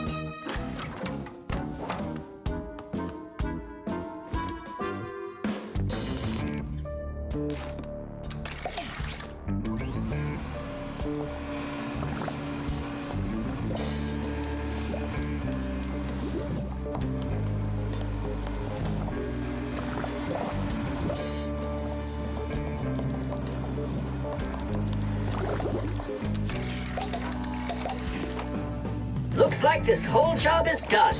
Not yet. We still need to neutralize this mercury. In everybody's home, there's all sorts of chemicals around. They are used for cleaning dishes, clothes, the bathroom, and dealing with pests. And all of these substances can be very harmful to human health. But some people don't seem to understand this. They might use a dangerous spray or a poisonous liquid and then forget to wash their hands afterward. And then they go and eat or rub their eyes with their hands. That can cause serious damage to their vision or stomachs. And never put anything into your mouth that looks like medicine, unless your parents or a doctor gave it to you. And if you ever happen to find something on the ground that looks like a piece of candy, you must never put it in your mouth. You can get poisoned that way. Oh, humans. If they'd only remember this simple advice, they'd stay safer. And what do we do with the glass that's broken? That job's not for Fixies. Tom Thomas, we cleaned up all the mercury. And the glass, too? No, not the broken glass. But will you? Papu said that it's not our job. He told us you have to get your parents to come and help you. That part's your responsibility. Here's some food for you. What's the matter? Mom, I broke the thermometer. Broke it? Did you cut yourself? No, The mercury, did you touch it? I didn't.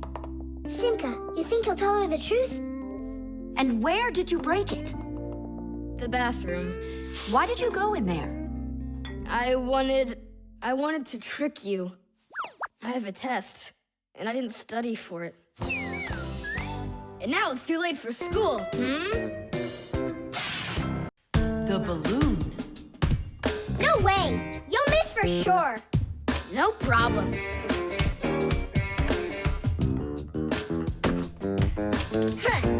Anybody can do that. But I bet you can't do it if you tried bouncing the ball off the floor first. Just look. Oh, what are my parents gonna do to me? Maybe we should call Simka. Simka! And what's Simka gonna do to us when she sees this? So, got yourself in trouble, huh? You shouldn't be playing with a ball inside. And now we have your lamp to fix. But how? Only my dad can reach all the way up there. Why just your dad? You have a hot air balloon over there. That doesn't fly. It's just a toy, see? Well, it might be just a toy to you, but for us Fixies, it's absolutely real. If an object is lighter than water, it floats up to the surface. And in the same way, if something is lighter than air, it floats upward. Did you know that hot air is lighter than cold air? Well, it is. And that means if you warm up the air in a balloon, it will float up. Hot air balloons use special gas burners to heat up the air inside of them so they will get lighter. And the bigger the balloon, the more people it can take up into the air. I know what you're saying, but where do we get a burner? You think Fixies don't have their own burners? Sure, we've got 'em. Bring it down here, and I'll go talk to our parents. No, no, and no. The human child must never see us. Listen now, Simka. We already don't approve of him seeing you and Nolik. He won't look. Papas, please. You're the one who told us how you dreamed of flying since you trained to go into space. Yeah, for 2 years I waited on standby, but I never went up. And you've never flown in a hot air balloon either, honey. So let's call it a deal. I talked them into it. There's just one condition. You can't watch. Okay. You can come in now.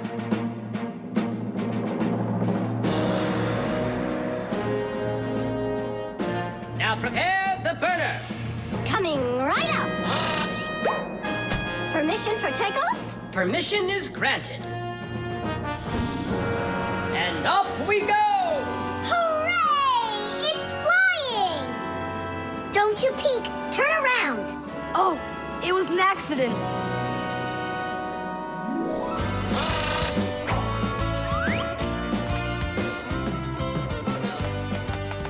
I I'm going to evaluate the damage. Maintaining proper altitude.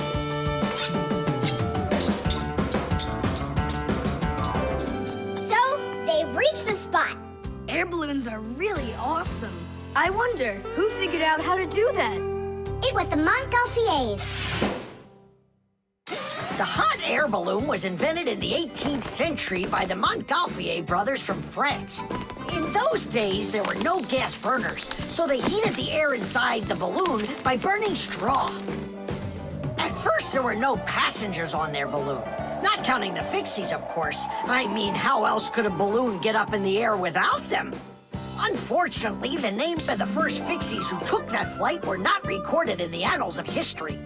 Following the Fixies' flight, the next passengers were animals: a ram, a rooster, and a duck. And it was not until those three safely landed after flying a full 4 kilometers that humans dared to fly in hot air balloons themselves.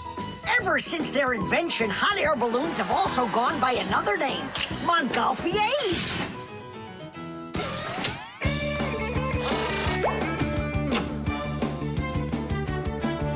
Hooray! Tadish! Didish! All right. Simka, please let your parents know that I'm so very thankful. Okay, by the way, now you can turn around. You know, Simka, let's fly the balloon just like them. There's no way, Nolik. We would need to use the burner, and kids aren't allowed to play with fire. I'll give you a ride. Look, I still need to put it back up on the shelf, so climb in and let's do it. Oh, yeah! This is great, Simka! Look at us! We're flying just like the Montgolfier brothers! What do you mean, like brothers? Okay, then, like brother and sister Montgolfier! The lever.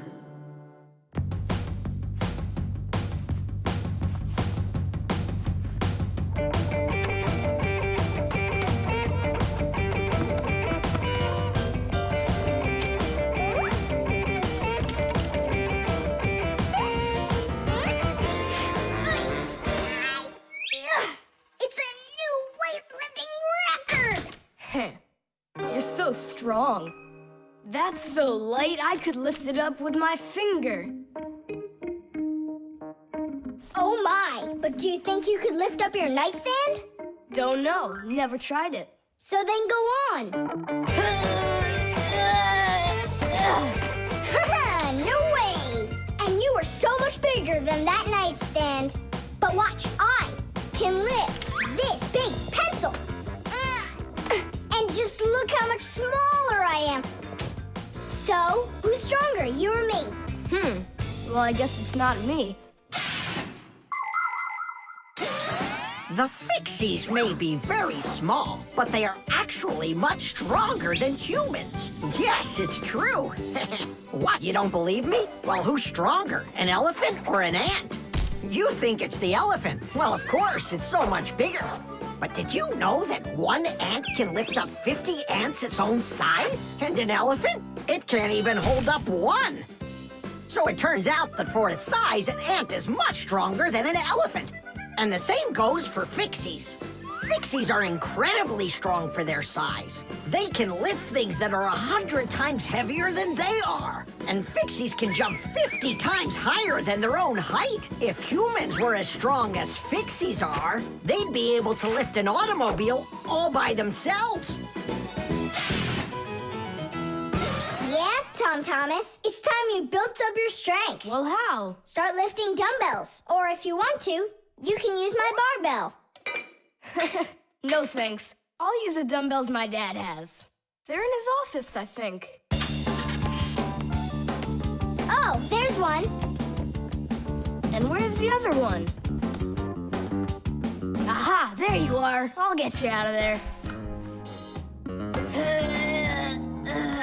on. I'm helping you here. It's stuck. All right. Move aside. I'll get it right out. What is this, glued to the floor or something? Hey, what's all the racket? Hi there, Simka. We We can't get the dumbbell out from under there. Well, of course you can't. The sofa's pressing down on it. So that's what it is. And I was worried that I lost all my strength. Well, that means we have to lift up this sofa. We can't do that. It's too heavy for us. We can do it. Tom Thomas, get me your hockey stick from your room. We can't move a sofa with a hockey stick. Don't worry, you'll see. Here, I brought it. What is it for? We're gonna use it as a lever. A lever? Well, yeah. A lever works the same way that a seesaw does, with a board resting on top of a piece called the fulcrum. But with a lever, one side is longer than the other, and that's the secret to its power.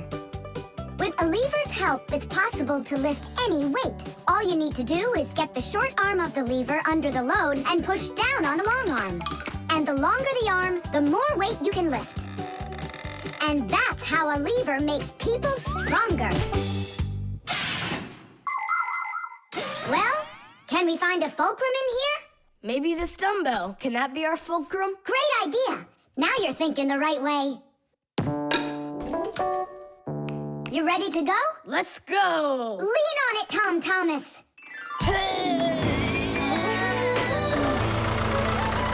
Yay! It's working! Tadoosh! I'm so strong, did you see? Now watch how I lift Dad's heavy weights for you. Look, I can do it. It's just like I told you. You'd be better off training with my weights. Didn't you just see me lift up the sofa? You didn't lift the sofa, the lever did. Did you ever hear the saying, knowledge is power? I've heard it. Although, some physical power won't hurt you either. So pick up your lever and go out and play some hockey. You know how built those hockey players are.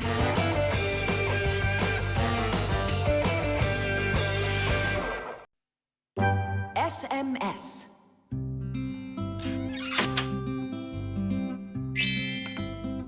Hey! All clear. Oh, take a look. A mobile phone. You think they bought Tom Thomas a new one? Oh, wow! Nolik, stop! Awesome! Turn around! Oh! Tom Thomas, help us, please! We're trying to save your telephone! That's not mine. Oh! Katya left it behind. Katya! Katya! She's gone. It's too late. Oh, an SMS just came in. You won't read it, will you? Of course not. But what if it's something important? Tom Thomas, don't you even dare go and read her letters. Uh-huh, pretty interesting. Looky, there's just a ton of these messages. Now, Nolik, you go and distract him from the telephone. Uh-huh.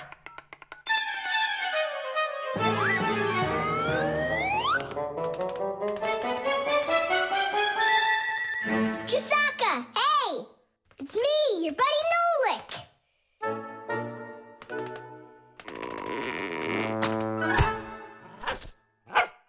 Hey there!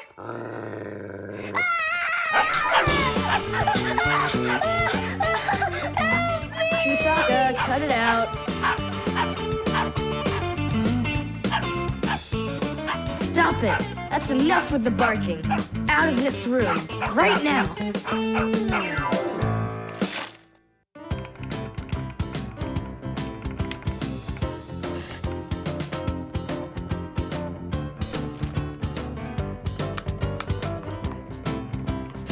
Done. Well, power's off now. Huh, what's up? It stopped working all of a sudden. Oh, it looks like you've broken it. What? No way. You did too! Well, Tom Thomas, now you'll have to give Katya her phone back like this. I just don't get it. It happened because you were reading someone else's mail. It was just an SMS. An SMS is no different from a letter. It's only shorter. People send SMSs through their mobile phones. And that's why looking inside someone else's phone and reading their SMSs is just as rude as reading someone else's mail. And that's why when we Fixies work inside of a phone, we always put our headphones on when a call comes in, so we won't overhear people's private conversations by accident. It's just the polite thing to do. I promise I won't read anyone else's messages. But that's not gonna make the mobile work again. Now what? Tell him the truth? Don't you worry, Tom Thomas, because we turned the phone off. And now we'll turn it back on.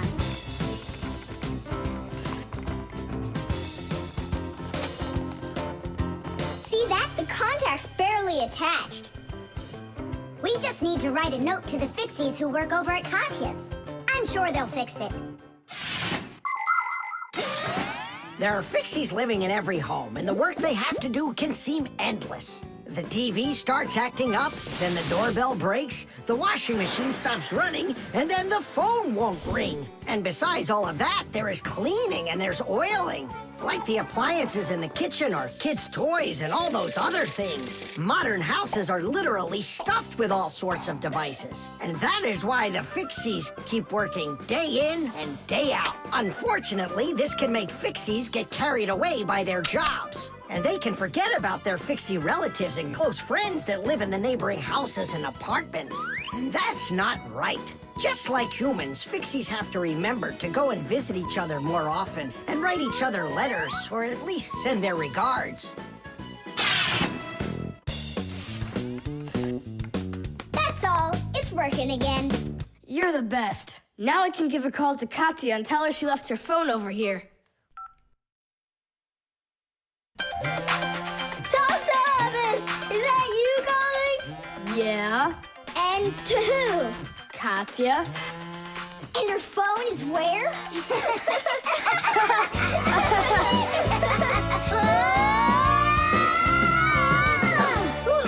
Tom Thomas, good catch. Boy, you're fast. Just like a... Like a Fixie. The magnet.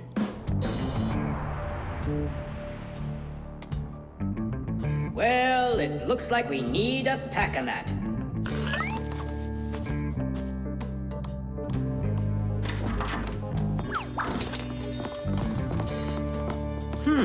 Where did this screw come from?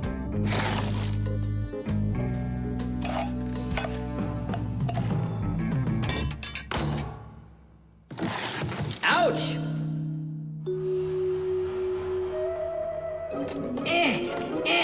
Huh. Ah!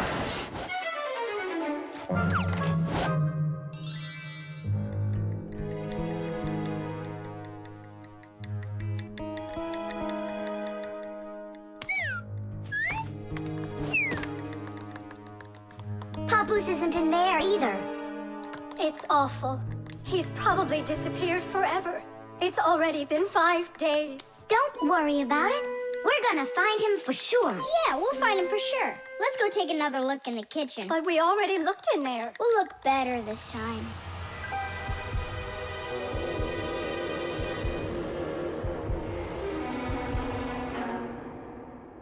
Let's go take a look in there. We looked so many times already. Simka, Nolik, what do you keep searching for in here? It's not a what, it's a who. Our Papoose is missing. We've been looking for him everywhere. Oh no! He's probably already turned into a screw, because he doesn't have enough energy. Maybe I could help. Surely. Let's start with you picking us up. We're just exhausted from running.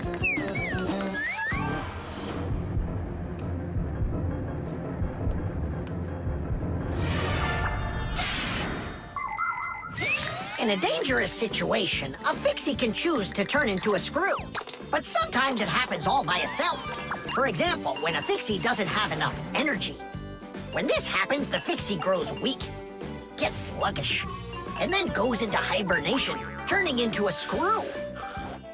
This bad luck happens when a Fixie doesn't get charged up from being inside of a device. That's why Fixies always work inside of machines, so they can stay charged up with energy. Sometimes a fixie that has grown weak and turned into a screw can get lucky. If a human happens to find him and screws him into an appliance, then the fixie will be able to get energized and come back to life. Then he'll unscrew himself and run away, leaving the human wondering, where did that screw go? I know I screwed it in. So, where should we look first? What are you looking for in here, Tom Thomas? Well, And what do you have there in your hand? just some screws of mine. Ah, I just found a screw not too long ago. Maybe it's one of yours. Probably. Where's it now? Here, take it, and don't leave them lying around. Should I turn myself around now so your papoose can turn back into himself? He's been lying in there for a week already. He doesn't have the energy to turn back into himself. Then what's next? We have to screw him into some device, you know, so he will get his energy back. Okay. But which one's papoose? All of these screws in here look like papoose. We'll use a magnet. How come? All of the screws will just get lifted up together. First of all, not every kind of metal is attracted by a magnet. It's an easy thing to see for yourself. Just get a magnet. You probably have one in your house on the refrigerator. Try moving it close to different metal objects you have around the house, like a spoon or nails or coins. You'll notice that some of the metal objects are pulled very strongly by the magnet, while some of the metals are pulled a bit less. And then there will be some metal things that aren't attracted to the magnet at all. Got it. And the second thing? Well, the second thing, we Fixies aren't attracted to that magnet one bit when we turn into screws. Let's give it a try. Here, I found him. And now we'll screw him in. I wonder, are there any other Fixies in here? We're not enough for you or something? Not at all, I just wonder. Nothing. Oh, and the screw went away. How about that? He already got charged up and unscrewed himself. Why don't you take a little rest after such a big adventure? No thanks, I've had plenty of rest. Anyway, it's something I've wanted to do for a very long time already.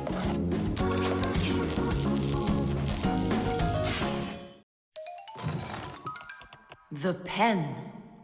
Not here either. Tom Thomas, are you looking for me? No, for a red pen. I need it right now. What do you need it for? Here, look what my teacher wrote in my assignment book. Bad behavior during the lesson, fidgeting, and talking. What are you gonna do with a red pen? Your teacher left something out? I thought maybe, I could fix it a bit. I hope I find that pen.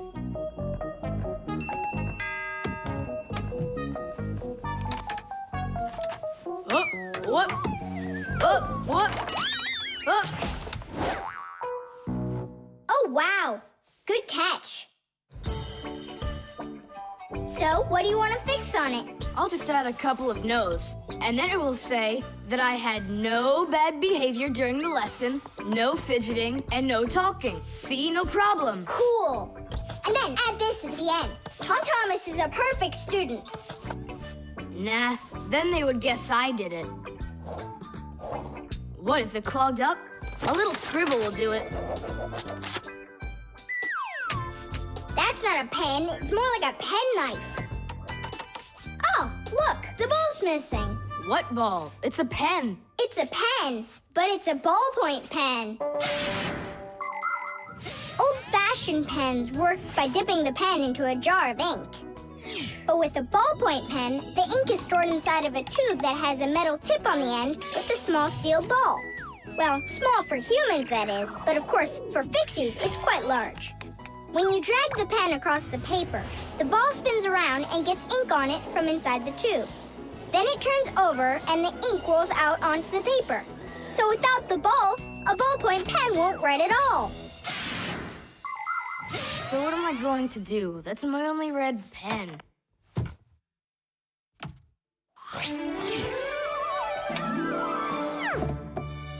Hi, everybody.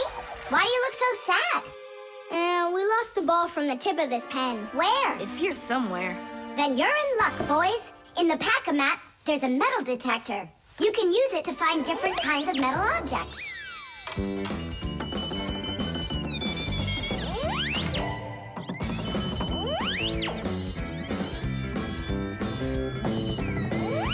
Nah, that's not it. I can see that myself. It's not on the table, Nolik. Until not that long ago, humans used pens that had to be dipped over and over again into an inkwell. This was quite inconvenient, and so to make writing easier, the fountain pen was invented. A fountain pen could be filled up with ink, so it could write for a much longer time. But fountain pens would often leak, leaving blots of ink on the paper. This problem was solved with the invention of the ballpoint pen.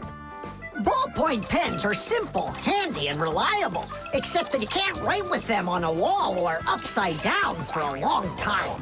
That's because the ball uses up the ink on it, and the ink can't flow up to the tip.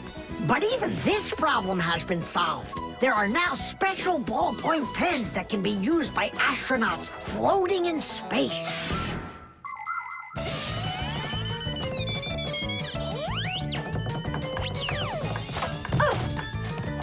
Is this the one? You're right. That's it.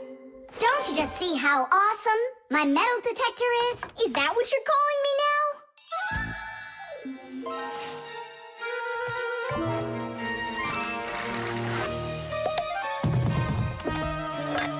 Yeah!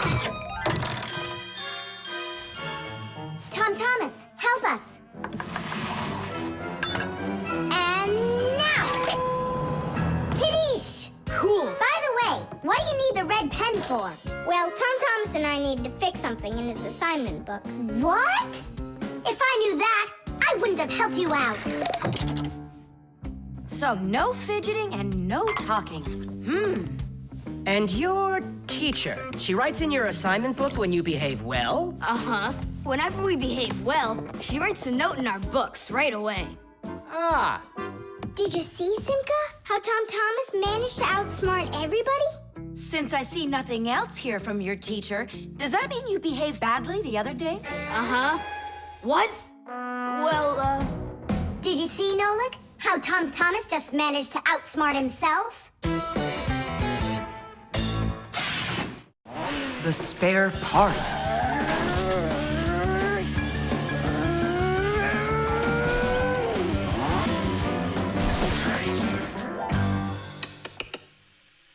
hey, what's going on? It was just working. Hi there, Tom Thomas. Simka Nolik. Look, I've got a Sorry, problem. no time to play. We're busy. Busy? With what? We got put in charge here for the day. We even get to use one of the pack-a-mats. Papoose and Marcia went out to visit our Fixie friends. Papoose used to be with them at the Space Center years ago. Ever since he was a boy, Papoose dreamed of going into space. And why not? Fixies work on rockets, too. He even got a job at the Astronaut Training Center. He was put in charge of the centrifuge, and he made sure it worked perfectly. The centrifuge is a sort of very fast carousel for training astronauts. And Papoose trained inside of it, too. Unfortunately, Papoose never knew the rocket was scheduled to fly on his day off. And when he found out, it was too late, and the rocket blasted off without him. Since then, Papoose hates his days off. But he still longs to fix something like that centrifuge. You know, something turning around like a washing machine. Too bad for Papoose that the one in his house seems to keep working perfectly fine. So that means today you fix everything? Uh-huh. Well then, it's your lucky day, because my car just broke down. Hooray! We've got work to do. Nolik, let's go!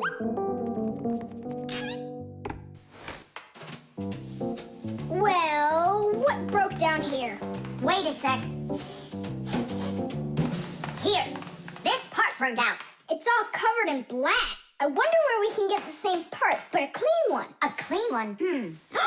Nolik! Genius! There's the same exact part inside the dishwasher. We can take it from there. Come on!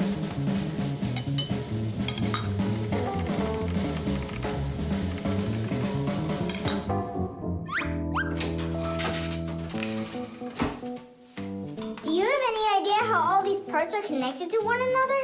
With this thing right under you. It's a special part called a circuit board. A circuit board's made like this. First, the board gets covered with a thin layer of metal. Then, paths are laid onto the board where the electricity is going to flow. After that, all of the extra metal is washed off of it with a special cleaning liquid, leaving the metal paths that were drawn on the board. These paths work just like wires to connect the parts on the board to each other. And then all that's left to do is attach those parts to their places on the paths. Pull it! Tadish!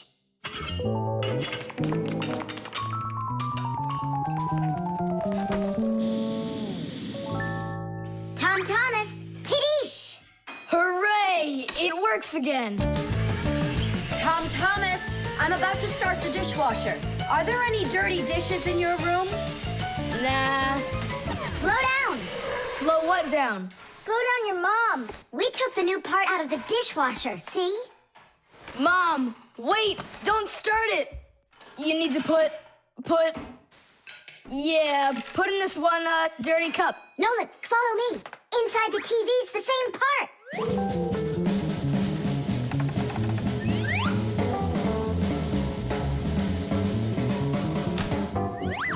Now back to the dishwasher.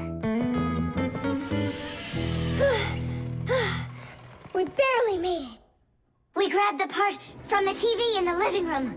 Not the TV, my mom's favorite program is about to start.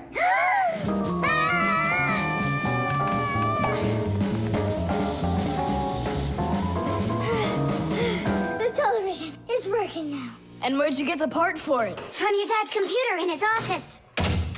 Hi, everybody. I'm home. Hi, hon. Are you ready for dinner? In a bit. I've got to finish a little work on the computer. Simka, hurry! Where else can we find that part? Stop. That's enough running. Here, take it back from the car. And then we put the part back into the computer and it started working again. Oh, that was really silly. Remember, you little experts, never repair any device at the cost of another one. I understand now. And I understand. If you were smart, you could have taken the part out of the old radio in the closet. Papus, but you know the radio wouldn't work then. That old thing hasn't been working for years. Marcia and I have pulled out half those parts already.